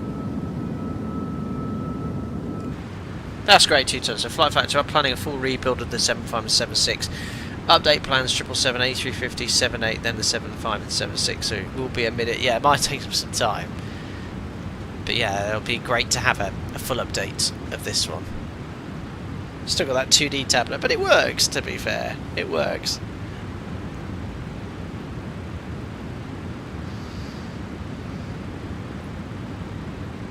Yeah, Lemon, that's a good point. I'm surprised PMDG... Wait a minute, did PMDG ever have a 75 or 76 in FSX? I don't think they did, or did they? I genuinely can't remember. No, who was... It was Level D. I remember having a 757 for FSX by a company... Was it called Level D? Oh, it was a long time ago now.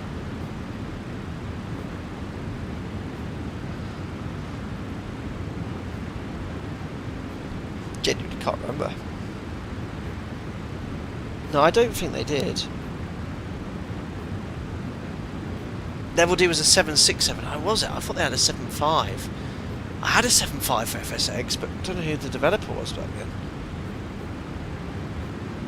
Oscar, you can see your house in there. Well, almost. Oh, we're going over it, sir. Yeah, where are we virtually?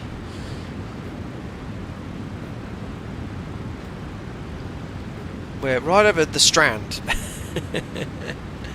Very cool. Lots of places to explore down here. Very rocky as well.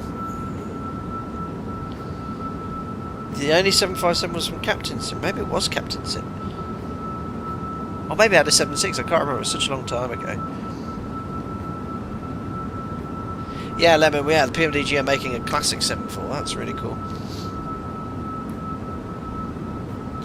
Stephen, Captain Sim no thanks. But back then, Captain Sim actually made decent add-ons. They made loads of add-ons. They had a 7.2, and they were good. They were solid products. They just... When Microsoft Flight Sim went out, they just went...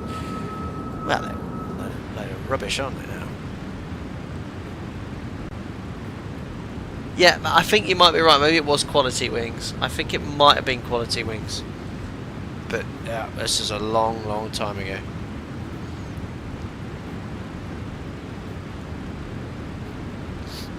Oh, my goodness. Long time ago.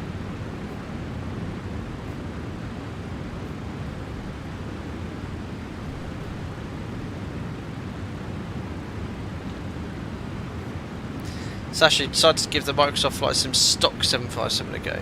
Wait, there's a stock 757 Microsoft Flight Simulator, is there?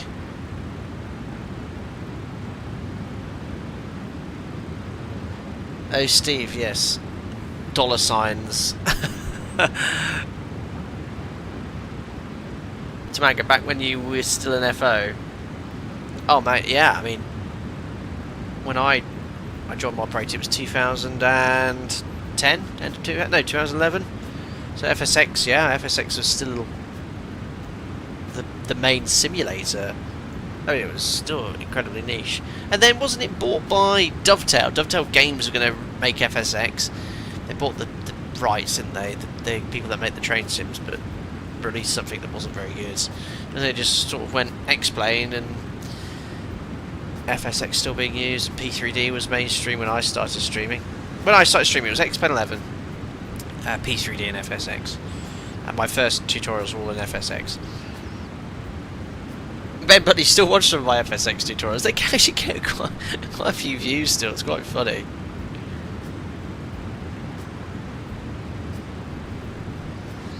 Oh, the temperature's now steady, 27.5 degrees in my office. It's found equilibrium.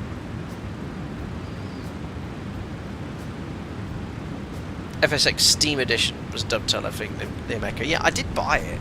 I think I tried it once. I was like, this is a load of rubbish.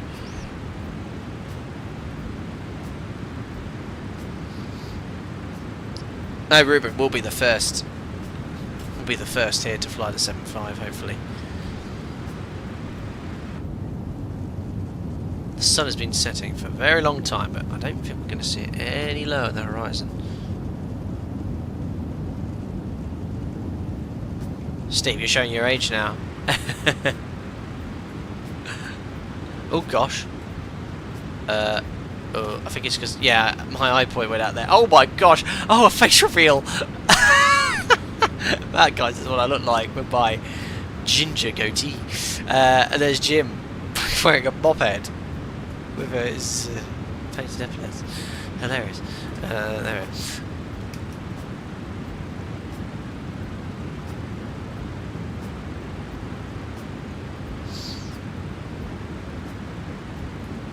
Going in a straight line for a really long time now. Still Parvy is the active waypoint.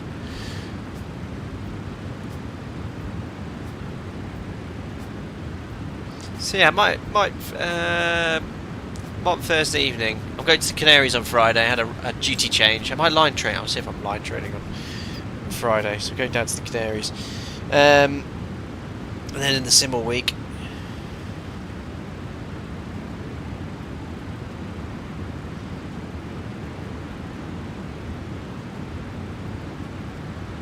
I'll have to check my roster later because I've got lots of.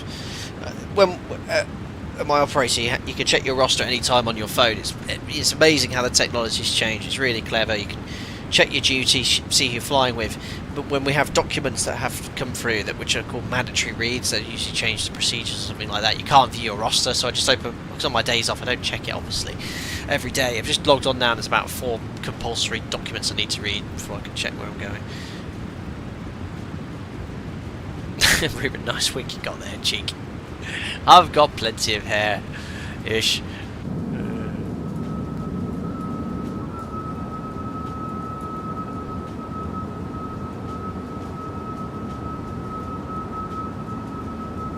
Steve, they look like the pilots from the airplane movie.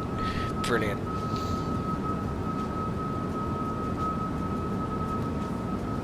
That was cool. It's really cool to be able to fly this 7.5 again.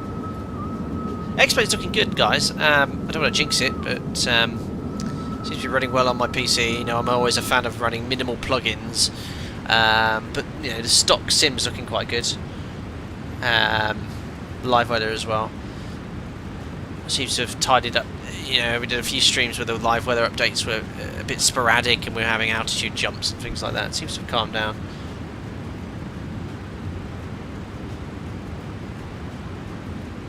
Yeah, 2 tons below the cloud deck with the low sun and fjords into Tromso. Stunning, you'll look really nice. Swim and climb, hope you're doing well, buddy. Haven't seen you here for a while.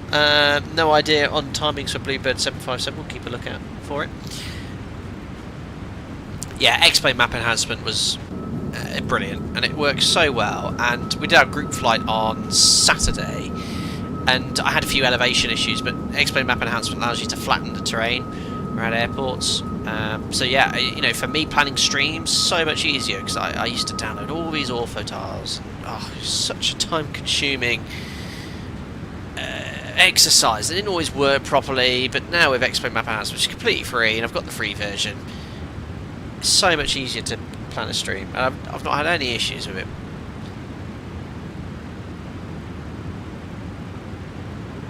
Foxtrot, I love X-Plane 12. Clownsnat said just wish a better anti-ali. I can never pronounce that word. Yes. Yeah, and the cockpit here, the screens are a little bit blurry. I do love the fact you can pop this out, but I wish it was this sort of level of clarity. Yeah, it's really, really clear here. If I zoom in, you do see it as clear as that, but because I've got my eye view quite far back, it is a little blurry, but any closer I sort of lose the scan. Can't really see well outside.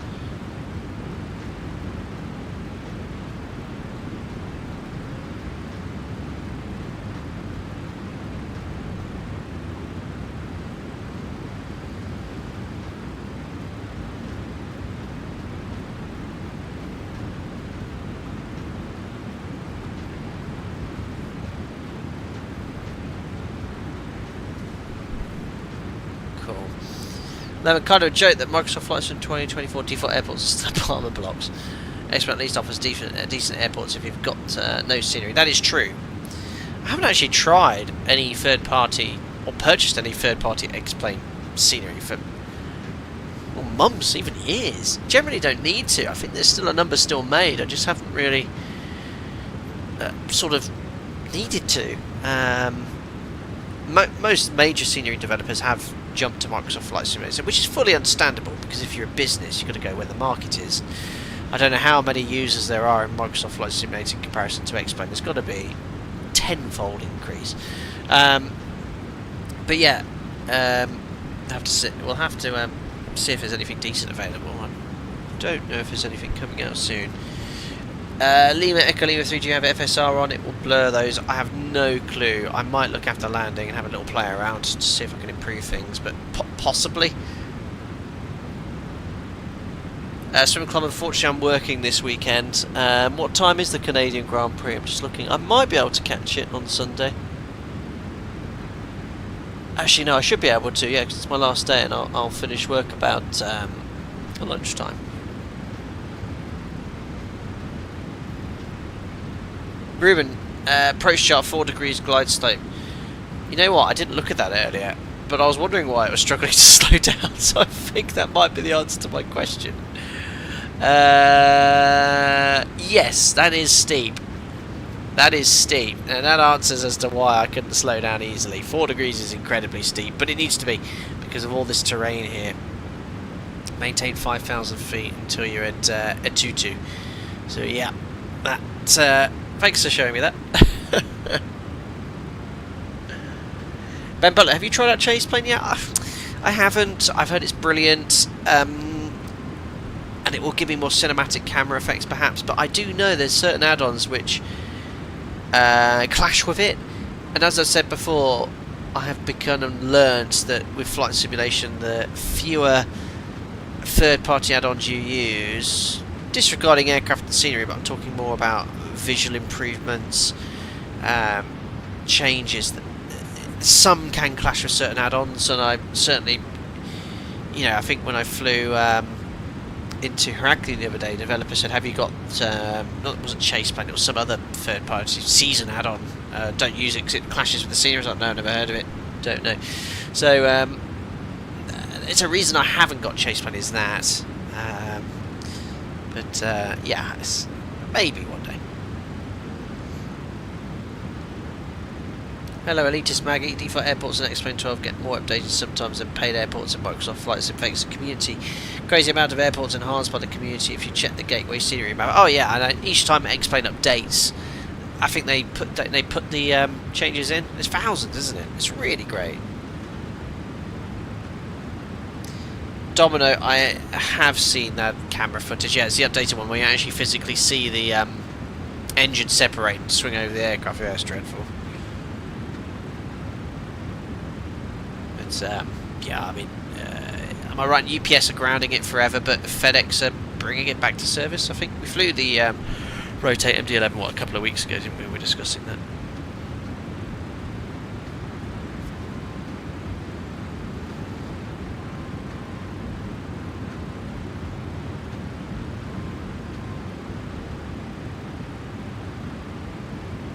Thousand updates sometimes in each update. That's great.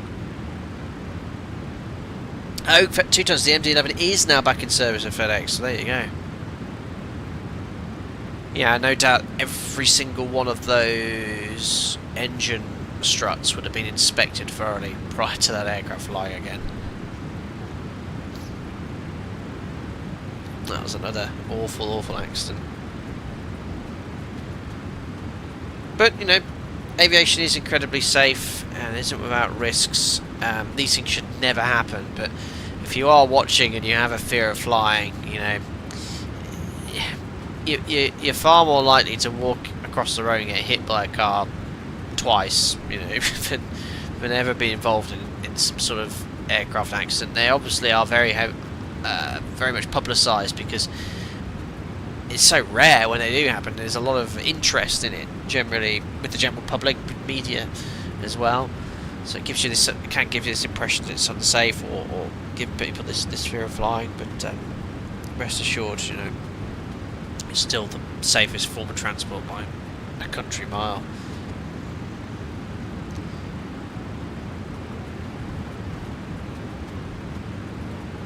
Beautiful. Right along the coast, guys. And look at the sun just staying where it is. And like I said, when we get to Tromso, I think it dips below the horizon this time of year, but you won't have any. It won't go dark at all. What I really like in X-Plane, actually, you can see up here the sun's risen, but on the ground it's probably set, but you can see the different colour in the clouds down there. It's pretty cool.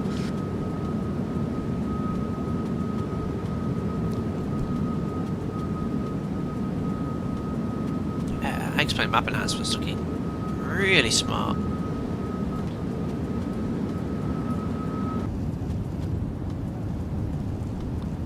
Beautiful. Martin, you're quite right. It's safer in an aircraft than in your home. True.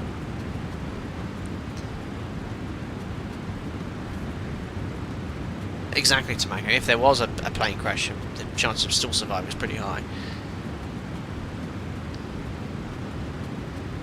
Steve, no clash of add-ons here. Only thing with chase planes, it takes a while to set it up, delete old views, stuff like that. But once it's done, it's the bee's knees. Yeah, maybe one day. Emre, hello.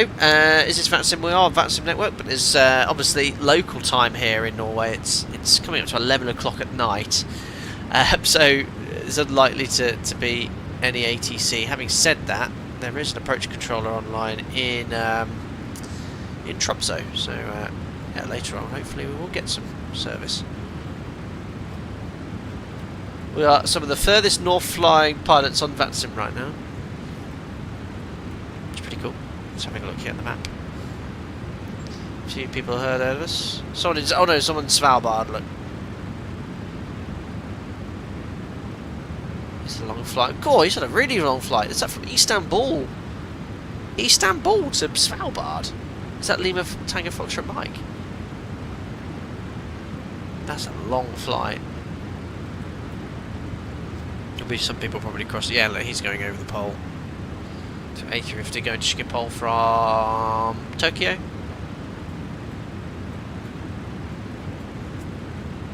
Very cool. Oh, look, someone's in the Antarctic.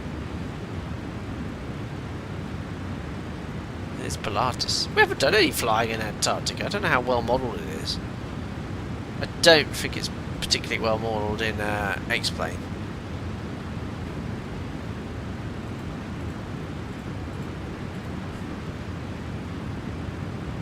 Do you use X camera or a camera add on an X-Plane, said Kevin? No, just stock camera. Stock camera in X-Plane. Oh, 2 tons, you're being guided in by a Tromso approach as we speak. Very good. IPV, what's your relationship with both already in service and future upcoming aircraft that rely more and more on electronics automation as opposed to old school, heavily focused on human factor? You know, the technology that's coming is pretty impressive. I mean, already the automation we have compared to sort of 50 years ago. Yes, they had autopilots back then, but we are very spoilt with flight management computers and the ability to navigate with incredible accuracy and reliability. Moving forward, the whole pilot computer interface system will continue.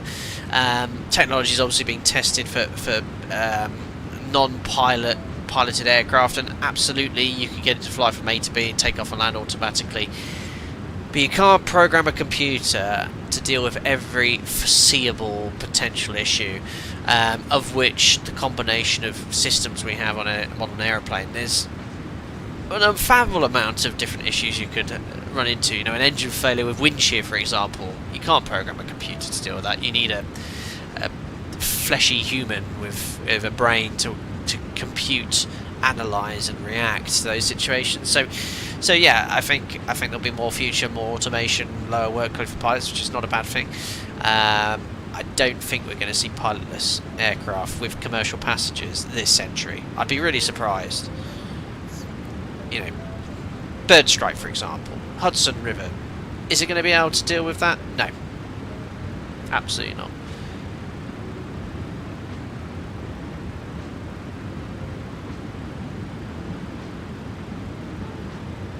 Tomago. Most incidents aren't even fatal. Engine failure, RTO, tyres falling off. Pilots are all trained to deal with them anyway. Absolutely. Here's a question for you, chap. It's one that comes up in recurrent training quite a lot. So you're taking off in the 737. Let's say V1 is 130 knots.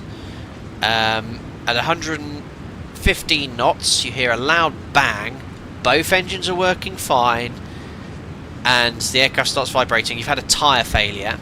You're 115 knots, approaching V1. What do? Do you take off or do you stop? And you're approaching V1. You're below V1, below decision, no-go decision speeds. You have a bang, tyre failure, aircraft vibrates, and you're below V1. Do you take off or stop? Sasha, you take it in sky. Domino, you'd stop. See if we get some more opinions on it. Aletius, you're taking off. Pilot Trish, go around. Ben Butler, take off. Stopping. Dayford, take off. Stop. So it's a pretty 50-50. Okay. And you might actually think it'd be safe to stop, but the actual correct decision is to take off. Okay. I'll tell you why. Alright. So, yeah, tough drop. So stop. How do you know it's a tyre failure? So yeah, you've had a bang. You've scanned the engine parameters. They're both working fine. You've got M1 rotation. No lower DU plugged up. So you haven't had. It is a tyre failure. Okay. So it's safest to take off. All right. With this. Okay. The reason is if you're approaching V1 and you stop. Okay. The rejected takeoff performance is not based on a tyre failure, okay? So your stopping performance is massively degraded already, so you might go off the end of the runway, okay? So the safest action is to take off, retract the gear. If the gear doesn't come up, doesn't matter, but now you've got the time to analyse the situation, confirm it has a tyre failure, get ATC to do a runway inspection, and then you can come back, land on a runway with the full runway length available. Okay, depending on what the tyre failure is, you have different guidance in the flight crew training manual. So for a main gear tyre failure, you'd use rejected takeoff, you wouldn't use hard shoulder brakes. If it was the nose gear failure, you wouldn't use reverse thrust. You just read the FC10, but you've got more time to burn fuel, lower the weight, so it is the safest course of action to take off. Above 80, this is above 80 knots, and prior to V1, if you have a tyre failure, you continue. It's not a reason to stop. Airplane is safe to fly. You've got on a 737, you've got 2 tyres on each side, and the aircraft can operate with one completely failed. Through climb, absolutely another reason to burn off fuel. Exactly, Simpilot UK, that close to V1 with 1 tyre less, you could go off the end of the runway. Yeah, if you feel length limited, very likely. Domino, how do you bring an airplane down if 2 of your tyres failed on one of the main landing gear and your surname is not Ronna? I've missed that. I've missed the joke, Domino. I've missed the joke. Azchik, does a tyre failure affect the ability to stay on centre line? Yeah, but it's still controllable. Okay, as you apply brakes, it will steer towards the side which the tyres failed, but it's controllable. The FCTM gives very good guidance on it as well. There's no QRH on normal checklist, but it talks about landing with a tyre where a tyre failed.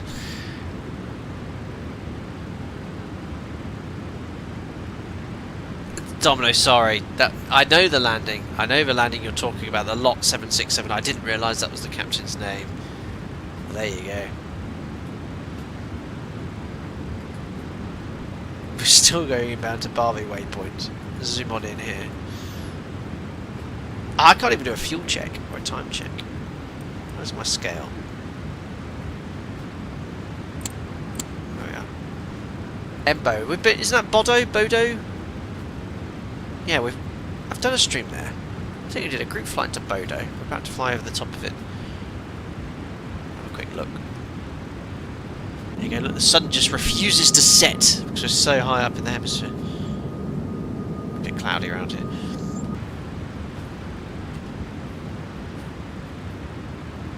Tough Bob, I still don't know how I still don't get how you know it's a tyre, but I guess that's strange. Check the engine parameters. If you have a bang and a vibration, but the engine parameters are still on the takeoff thrust setting, the a surge and a stall you'd recognise as well, because you'd see the gauges change and EGT and exceedance as well. So you'd quickly analyse that and have to assess it and continue. Yeah, you know, warning related to tyre failure. Nope, you might not even notice. I've actually read instances where there have been tyre failures and the crew never knew. Flying Sash has some risk of tyre debris damaging hydraulic lines when retracted. So the system, when you retract the gear, automatically applies the brakes to stop it spinning. So any flailing tyre prior to it entering the wheel well would stop spinning.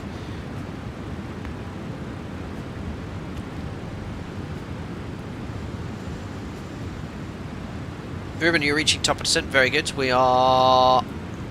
oh gosh, I've been chatting away nearly 60 miles. We better start setting up, guys. Excuse me. Let's grab some weather.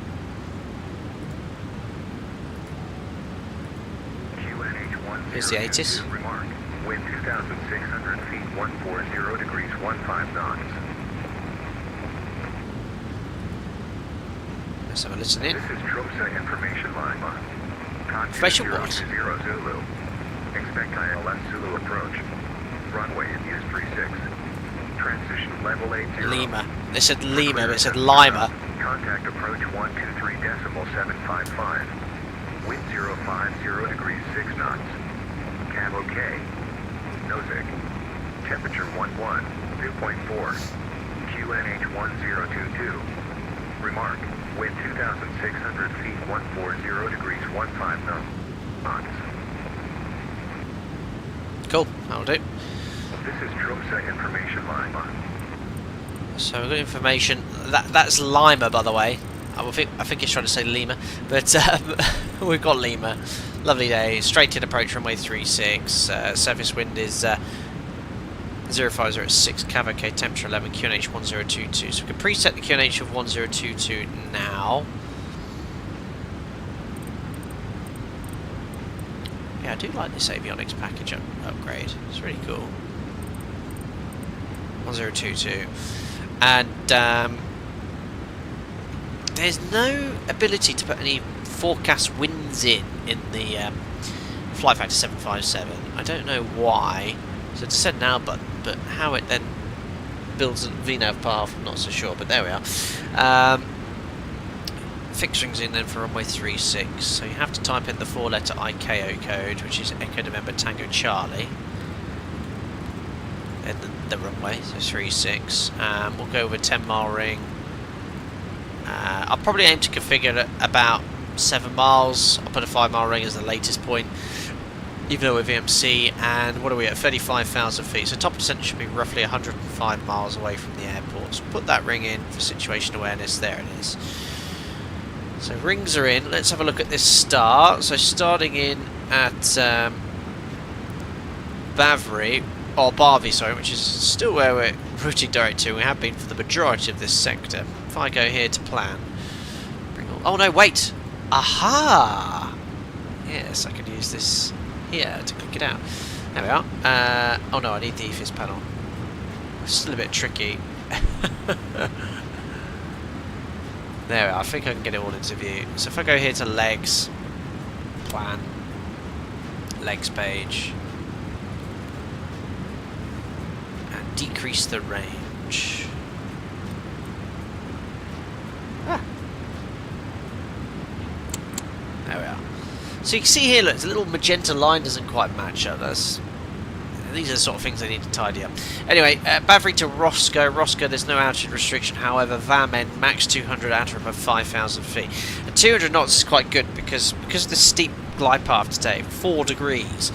We need to configure nice and early, and that will help manage the energy coming in after Varmin. But that's the approach from Varmin, which is on the extended centre line. We'll intercept the localiser 5,000 feet or above until a 2-2, which is the final approach fix. So there's a 2-2, and it's brought the speed back to 170 knots. Now, as Ruben spotted earlier, this is really important to be aware of this. The standard glide path angle is 3 degrees.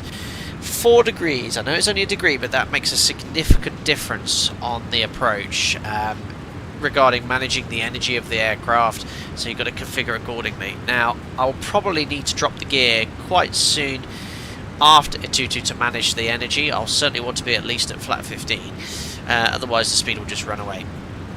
But that's why it's so steep. Look at the terrain here. It's going to be beautiful for the approach, but it's 4 degrees because it is steep. From a 2-2, down we go.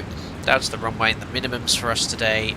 It's a what's category echo? I guess still category C with this approach speed. You check the missed approach climb gradient first. Excuse me. We'd definitely be able to do the 5% in this tank.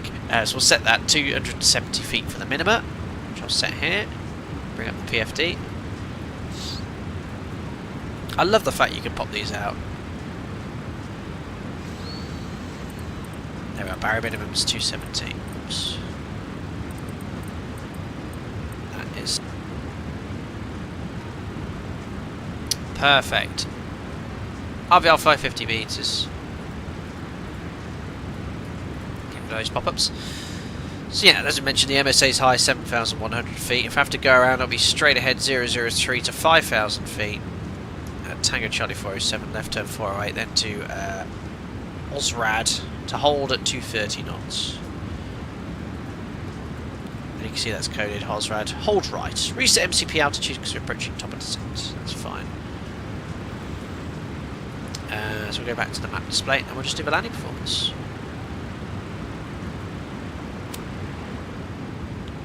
No, we're still quite far away. 20-30 miles, I think it's just very early with that command. Anyway, let's look at the landing performance here. So, reasonably long, 2,400 metres. Ideally like to vacate at Echo, otherwise we're going to have to do a 180 backtrack. So I reckon landing distance from 3.6 threshold to Echo. Oh, it's not very long. I should think that's around 1,700 metres. So, is there any table here? We've got takeoff run available. Excuse me, I'm a bit bunged up. 45 metre wide. Let's see if we've got any charts which will provide the landing distance available to make the exit. Not really. No, anyway, let's do the performance on the sim brief calculator then.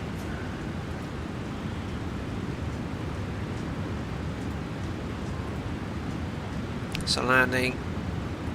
Flat 30 for sure. Let's try order brake 4. Rest credit 5. Winds in. Calculate. So actual landing distance is 1479 metres. Factored 1920 is a huge factor. But I think we're going to need that, guys. With reverse thrust to try and make the exit. Help ATC out. We'll go with that then. Fuel. We're going to arrive with 4.4 tonnes.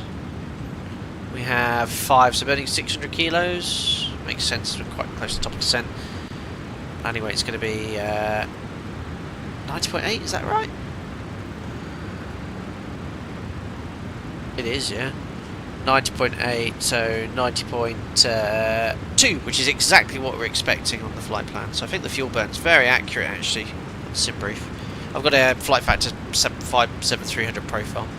Flat 30, because it's such a massive wing, it's quite slow. Order brake 4. And we've just passed top of descent, let's go. Let's descend to 5,000 feet. And we're in cloud, I'll put the engine anti-ice on. It's so slow to update, even if I do it slowly. Because it's a bit late descending, we've just missed our path, it's gone to VNAV speed, I'm still setting the altitude. There we are, 5,000 feet. The reason I've set that is the first charted altitude on the arrival. So there we are, 5,000 feet by Vamin. So that's set QNH 1022. By pushing this, 1022 set. Set. There we are. You can expect a shortcut from just before Vamin to Barvi. Roger. Best turn the engine anti-ice on as we're descending in cloud. And top of descent, ladies and gentlemen, where we go. So VNAV speed, it'll pitch to maintain the target speed and descent, which is, but it says Econ 744 277 knots, which it's maintaining, and we're about 1900 feet above path. So we'll just keep an eye on it. It will keep increasing its indicated airspeed as we descend, and we can recapture the path later.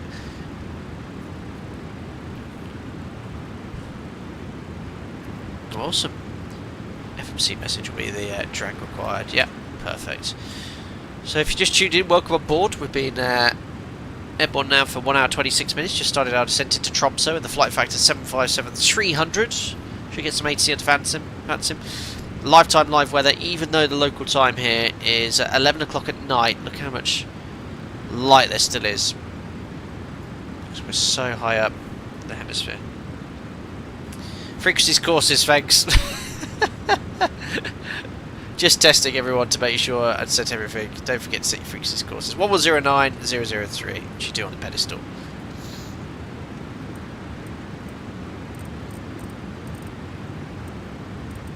Perfect. Chase complete. Cheers, the Vince 2000. At least someone's paying attention.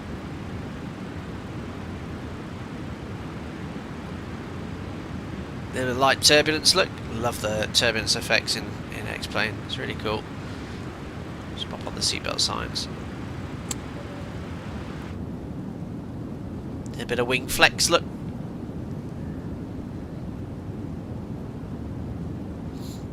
Yeah, it's not the longest runway, Steve, that's for sure.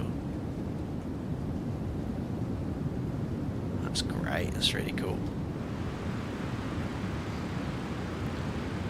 You see that? I'm not sure about the trend vector swinging like a dog's tail either side of our ND track, but X-Plane does sometimes put some yawing motion in, which is a bit unrealistic, and it's causing the trend vector to shoot off to the left and right. The aircraft never yaws. You know, you got that huge vertical stabilizer providing, you know, that stability. You just don't get yawing, which is a bit unrealistic. 23755, I'll be the controller.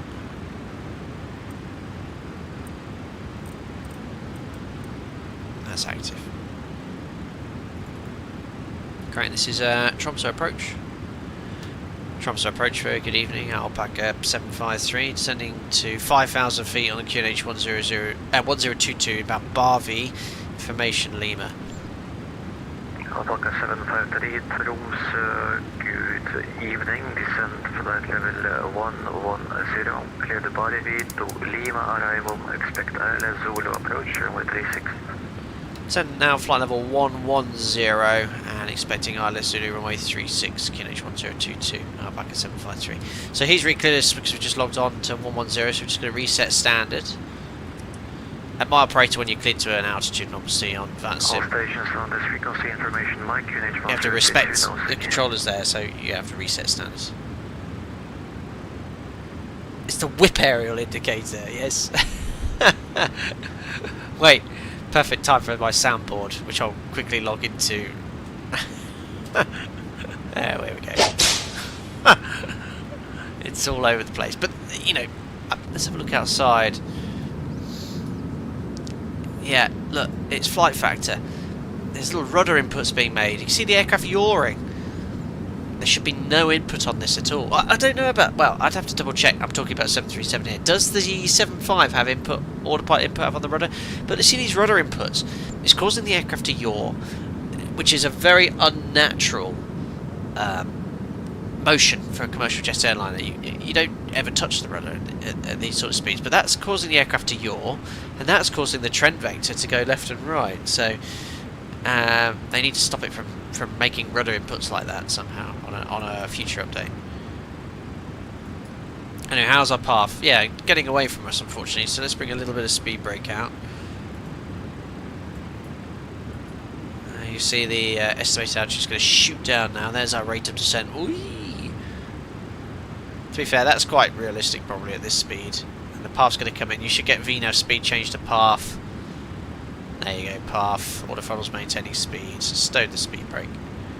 The lever of shame. Oh, just come out of the cloud. It is, no. The lever of shame was a term used by the previous generation of pilots. Who thought, certain ones thought that if you extended that, it's your fault. You screwed up your descent planning. No. You have very little you can do in that regard. If ATC give you a shortcut or manipulate things or your weather changes different, it's a tool. Use it.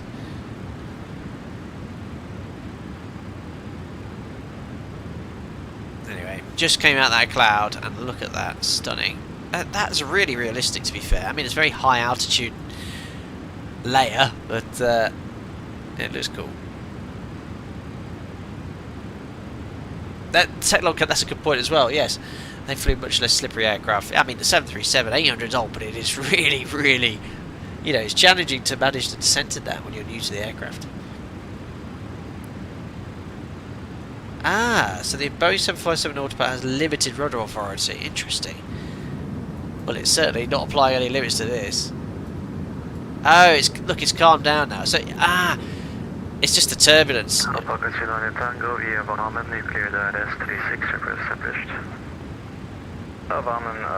seen the views of city. This is beautiful. Oh,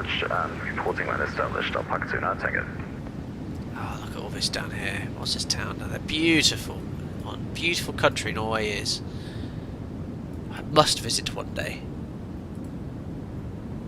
It's very peaceful. You don't need me to speak. Shall I just stay silent for the rest of the stream? Just enjoy. Alpaca 5 Tango, do you want terminal? Stunning. Affirm. Alright, left Yankee, taxi stand Back 140. onto VNAV speed, so it's prioritising speed now over path. Not sure why.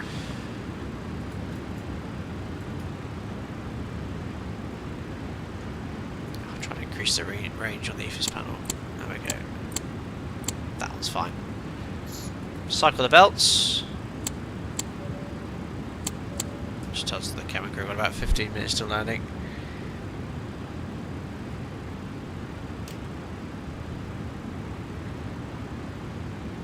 Definitely, yeah, you're lucky, it's beautiful.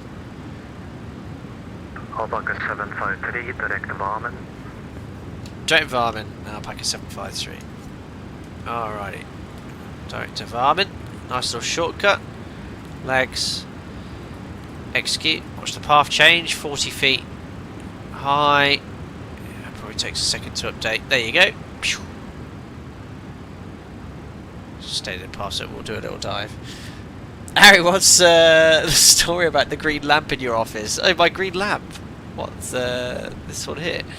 Yes, go view my short from today. You got a good view of the lamp, I think, there. I've always wanted one. So my late grandfather had one, and I really wanted to inherit it. But when he passed away and the house was sold, it went missing. My mum doesn't know where, but it went missing anyway. She bought me one for my birthday a couple of years ago, and it's like a bank clerk light, and it's one I had on my gran had one on his desk, an original one. It's still got the same style one. So yeah, go to my YouTube homepage, look at the short I uploaded. I don't want to start moving all the cameras live. It's, yeah, I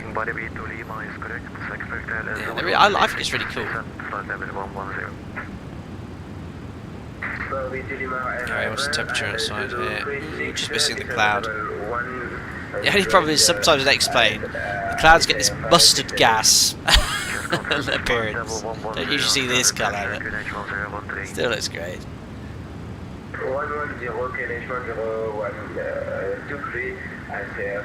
Steve, have you put your YouTube plaque up yet? And if not, why not? No, it's still still on my shelf above me. Where is it? I'll blow the dust off it. I will hang it up at some point. Ah, here it is. Here it is, ladies and gentlemen. There you go. Look, my YouTube silver play button. 100,000 subscribers. I will hang it up. I'll put it somewhere. Bromine gas. Oh yeah. Is that the same colour? Oh, look at this, guys. Look at this. Wowee. Superb. Pro influencer. I want to make some changes to the office. I've stopped myself, but I was considering getting a standing desk at some point, but with all my peripherals it'd be a bit of a pain. But I need to get some more shelves up here.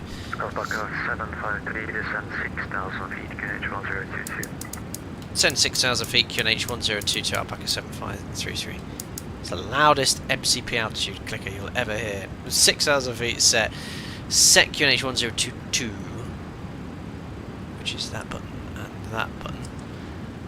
Now we are passing 12,200 for 6,000 feet, no flags, and the standby altimeter now set, and we're just about on path. That's fine. Just going to delete this temporarily because I want to see. Hey, 5,028, then 4 miles, 5,000. That's not right. They need to change all this. Like, this isn't accurate at all. Why would it be another 4 miles and lose 28 feet? So path's actually going to put me on a not the most efficient descent, I don't think. Track miles 45, 90. So 113,500. We're 11, so we're low. You know, we are low.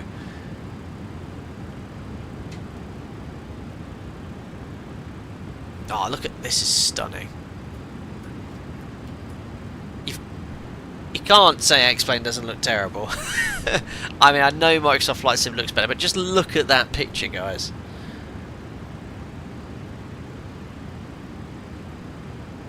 Anyway, we're levelling off to reduce the speed now to 240 knots. Absolutely stunning.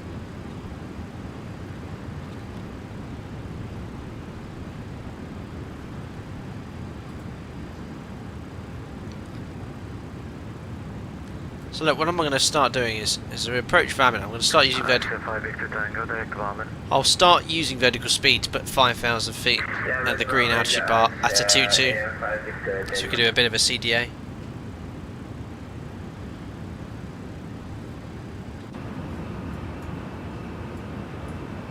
Absolutely stunning. Wow. X-Plane map enhancement is just... And this is the free version, guys. It's absolutely beautiful. I'm so happy I chose this route today. Anyway, look, I'm complimenting on this view. I don't know what VNAV path's doing, so I'm actually going to set VS. It's putting me way too low. And you can just do some basic maths, guys. You can do 40 miles till touchdown, 12,000 feet we should be at, and we're at 9,400 showing us on path, so this is very inaccurate. So what I'm just going to do is use VS to basically put 5,000 feet at a 2-2. We're at 6,000 feet now, we should get further clearance shortly. If we aim to be at 6,000 feet of Varmen, we should do some sort of CDA. You don't want to be any lower, that's for sure. Look at that.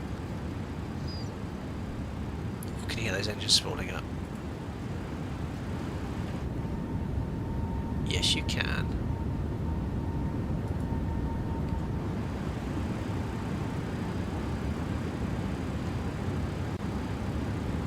Beautiful.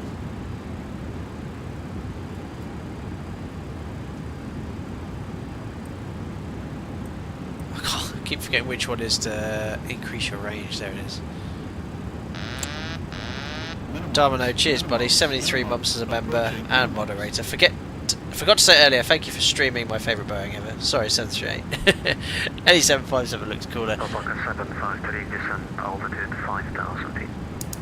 So altitude 5,000 feet, Alpaca 753. 5,000 feet is set.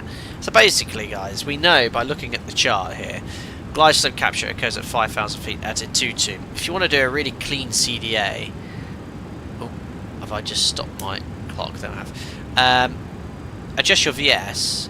and put 5,000 feet at a 2-2 and you'll capture the glide slope. You just got to be careful managing your speed, that's all.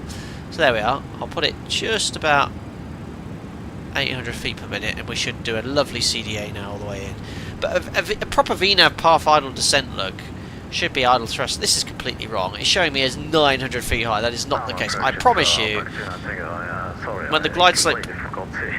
If the localizer glide slope comes alive, we'll be just below the glide slope.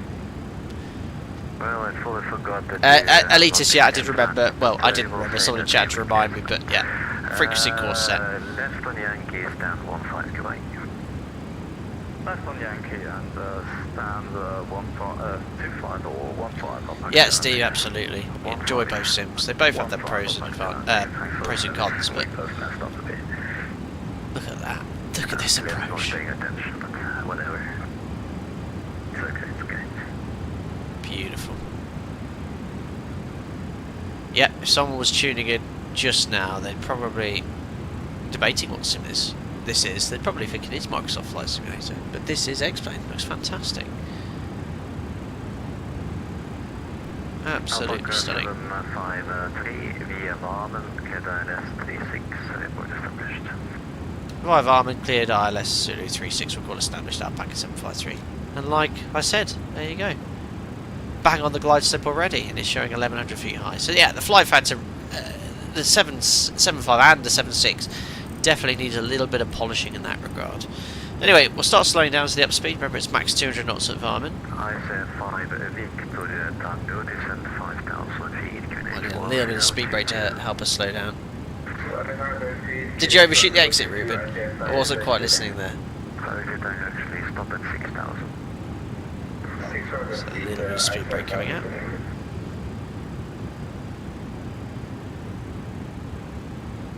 Okay, there we are. And we can go flap 1. Don't know what's happened to the glide slope now. It's gone flying off. Speed checked. Flap 1.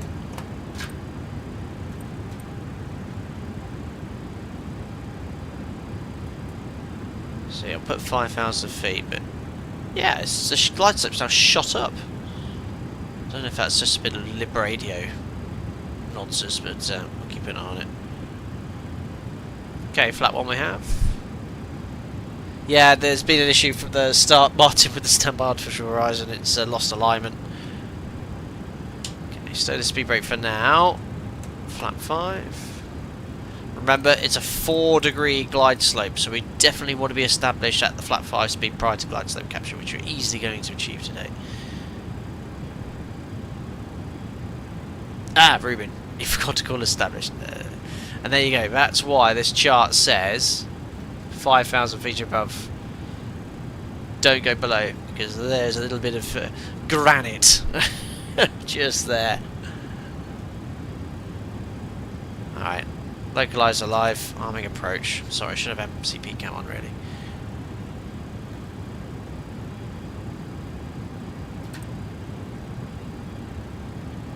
Okay, localizer live, localizer capture. Oh, it's updated the heading for me automatically. Terrain display on, yes, good idea actually. There's no weather on, is there? Oh, there's the weather radar terrain button. So, weather radar. Oh, how do I select terrain? I'm not sure.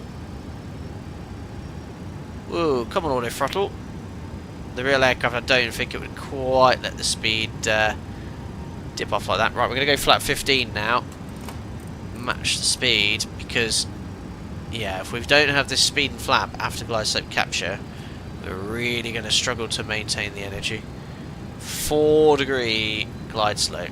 Oh, there's a little bit of precipitation as well. A little bit of cloud on that photogrammetry, but not an issue. Press on the knob center button. Right.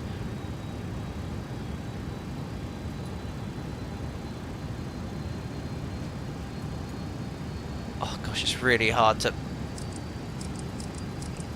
No way, it doesn't matter, Okay, glide slope capture. Missed approach altitude 5,000 feet set. Alpaca 753 fully established, ILS Zulu 36. Alpaca 753, plans to get echo, runway 36, surface wind 0507 knots, please land. Plans vacate echo, runway 36, clear to land, Alpaca 753. So you can see here, 4-degree glide path, I've gone completely idle thrust, and it's not quite holding the speed. Look, can you see how the speed's accelerating? So there's not much more I could do. I'm going to have to drop the gear, okay? Speed brake I've already armed. It's the only way to manage the energy, alright? So gear down. I'll hold it at flat 15 for a second. Actually, no, I'll go flat 20. IC5 Victoria Tango, descent altitude 5,000 feet. Okay. And now the speed trend vector's coming back, look. It's the only way to manage the energy on this 4-degree glide slope. So steep. Right, landing checklist. Star switches we don't need to put to continuous on this aeroplane. Recall check. Speed brake I've armed. Landing gear downstream green. Auto brake set to 4. Holding landing flap. Just delay the landing flap now. The speed's nicely under control. Don't need to select it quite yet. And there we are. Oh, it's such a beautiful aeroplane. Don't forget to do the post-cruise checks and turn all your lights on. I just realised. Lights on. Yeah. What a stunning approach. Yeah, Svalbard, ha ha ha. Tromso looks beautiful this evening. A little bit of a tailwind here as well.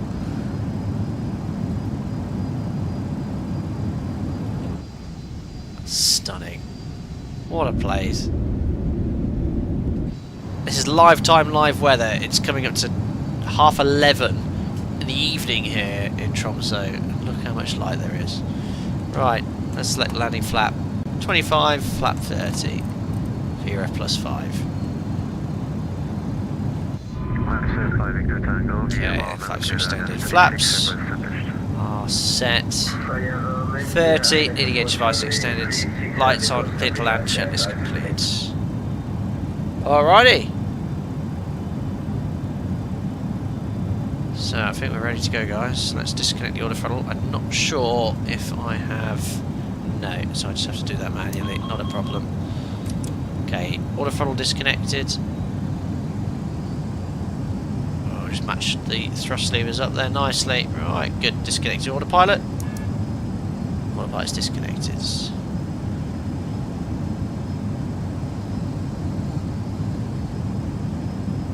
God, look at this. I think the pappies are set to 4 degrees as well.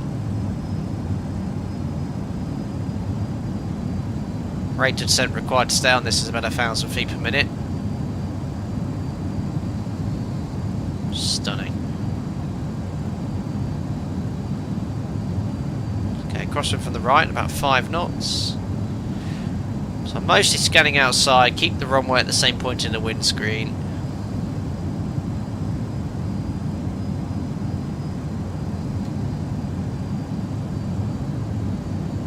Oh, I can't. I've got to do a butter now, guys. It's too nice an evening. These are the days actually where it's really smooth. You end up actually hooning it in. Check rate of descent.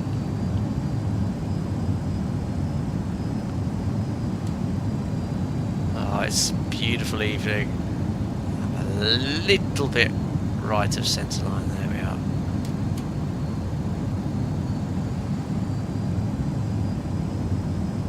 Magical. What a beautiful approach.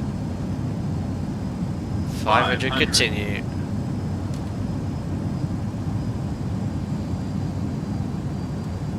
Stunning.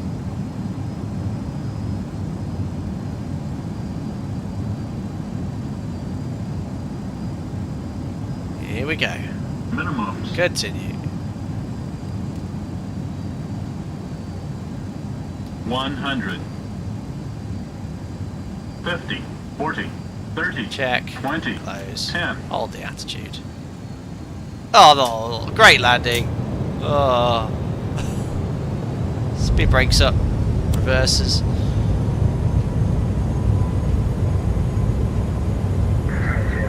Oh, 100 knots. Manual braking. 80 knots. Oh, that was a little hard. 60 knots. No butter, but great landing will take. Ladies and gentlemen, welcome to Tromso. Beautiful.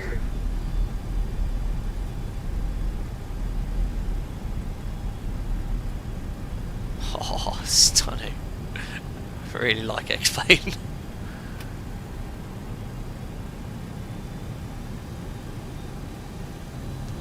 Very nice indeed.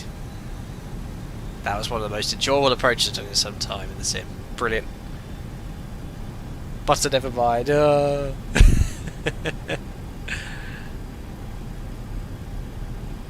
back at 753, just now vacated Echo. Alpaca 753, welcome to Tromsø, taxi Yankee stand 14, goodbye. Yankee stand 14, thanks for your service this evening, Alpaca 753, good night. Good night. Alright, Yankee stand 14. Victor Tango, the service wind 0507 knots, runway 36. Cleaning up the flaps. Stand 14 right on the end there. It's probably the only one that can fit this aircraft in there, but here we are. Let's taxi in. Beautiful. So flaps up, speed brakes stowed, transponder out off, trim set, flight directors off. Brilliant, lovely aircraft. It's got its quirks, it's got its issues, but it does a really nice job replicating 7.5 ops. Really enjoy it. Start the APU. ENAT next to do the circle to land. Yeah, we could really spruce up. You know, this is similar enough to a 7.3 to be able to just jump in and fly it, which is great fun for me. That was actually, you know, I know we love a butter here, but for this airport to make that exit, we had to sort of land there. Oh, it's just, look at the scenery here. Got it. All Alpaca Airways operating from Tromso today. Beautiful. And there we are.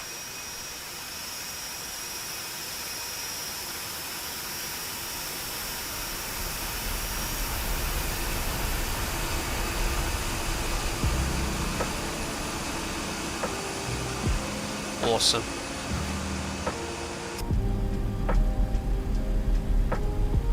Right, so right on the end of the terminal, stand 14. There's a 757 base here, it looks like it. On there, a little Airbus. HT, you're going to try this flight, do it. And look, don't forget, here, the sun doesn't set this time of year. For the next 2 months, this is as dark as it will get at this time. 50, 40. Oh, that's very 30, kind of you, Elitist Maggie. 20, Cheers, buddy. Thanks for the 10 bucks. Coming in from stateside. Most kind, thank you. Great stream, nicely done. Amazing. Well, it was great. Unfortunately, we're going to have a wing strike here, but never mind. It's going to be super tight here. I think this stand would have been a little bit better. The de-icing stand. Most kind, Elitist, thank you. Hope you're doing very well. Over in the US of A. Sorry, Marshallet. Oh, these click spots are so broken. Gotta go in this view to turn them off. There we are. There's a bit of a left turny once. There we are.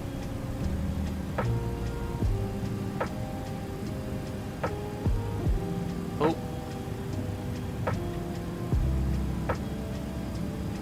Stop! I think my wing strike. Yeah, I've wing struck that Airbus. There we are. Bouncing on the gear.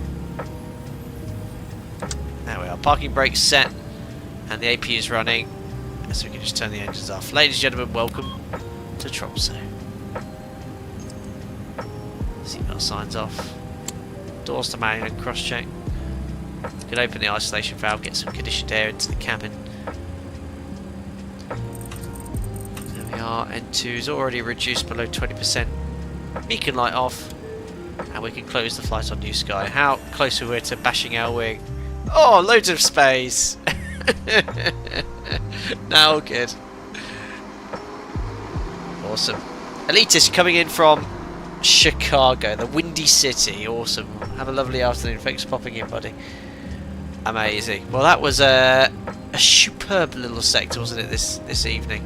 And great ATC from the controller there. Let's close the flight and see how we did.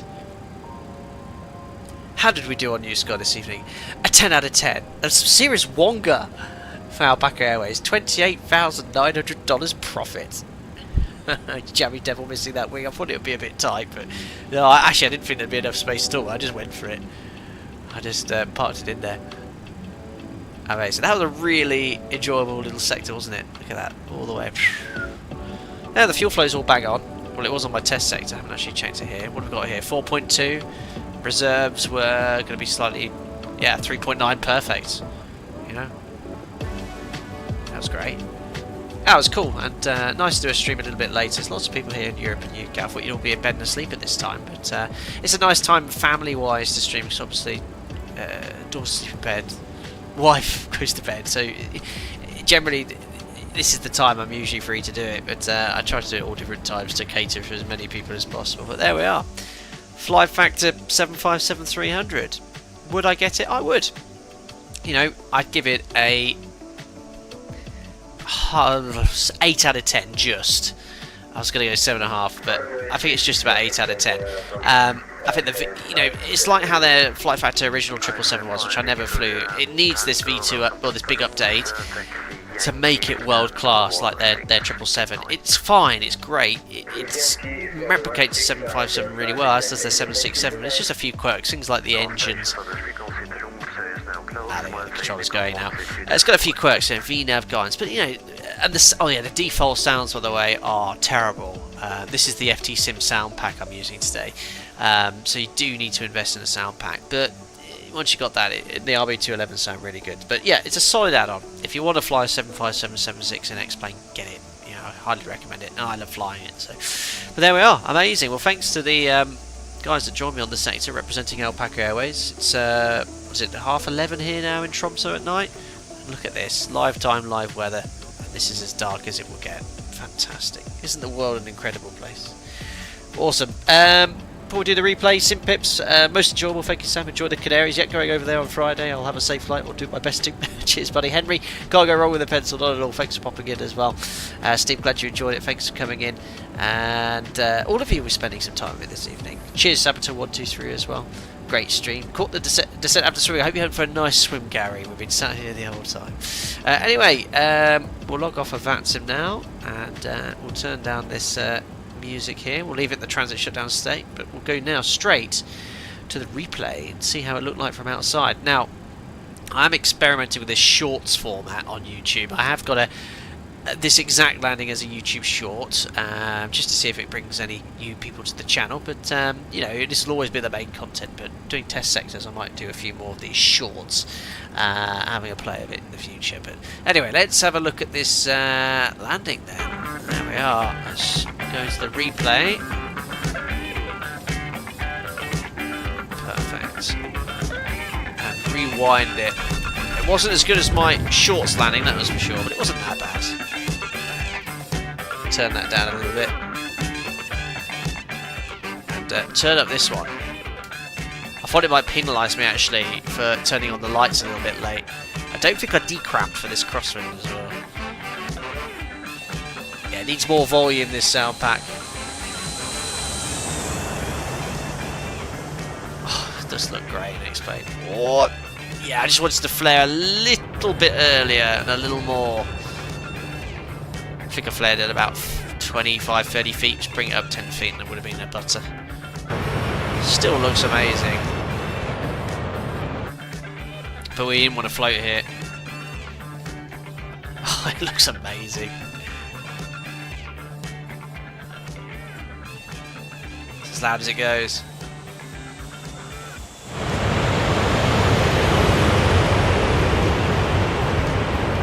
Fantastic. 230 is very great. It's great. Come on. Yes, I know. It's fine. It's a perfect landing, really. But the viewers want the butter. The viewers want the butter. I can do replays all night in X-Plane. It's so cool. Every angle looks epic. Oh, such a beautiful aeroplane. They're definitely max reverse, yes.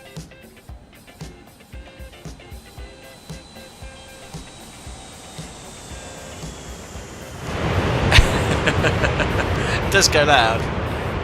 Lovely on the nose. Superb. Right then, well, this is going to be a fantastic view of the replay over fjords coming in here. Beautiful. Lovely, jubbly. Put you a little bit further back.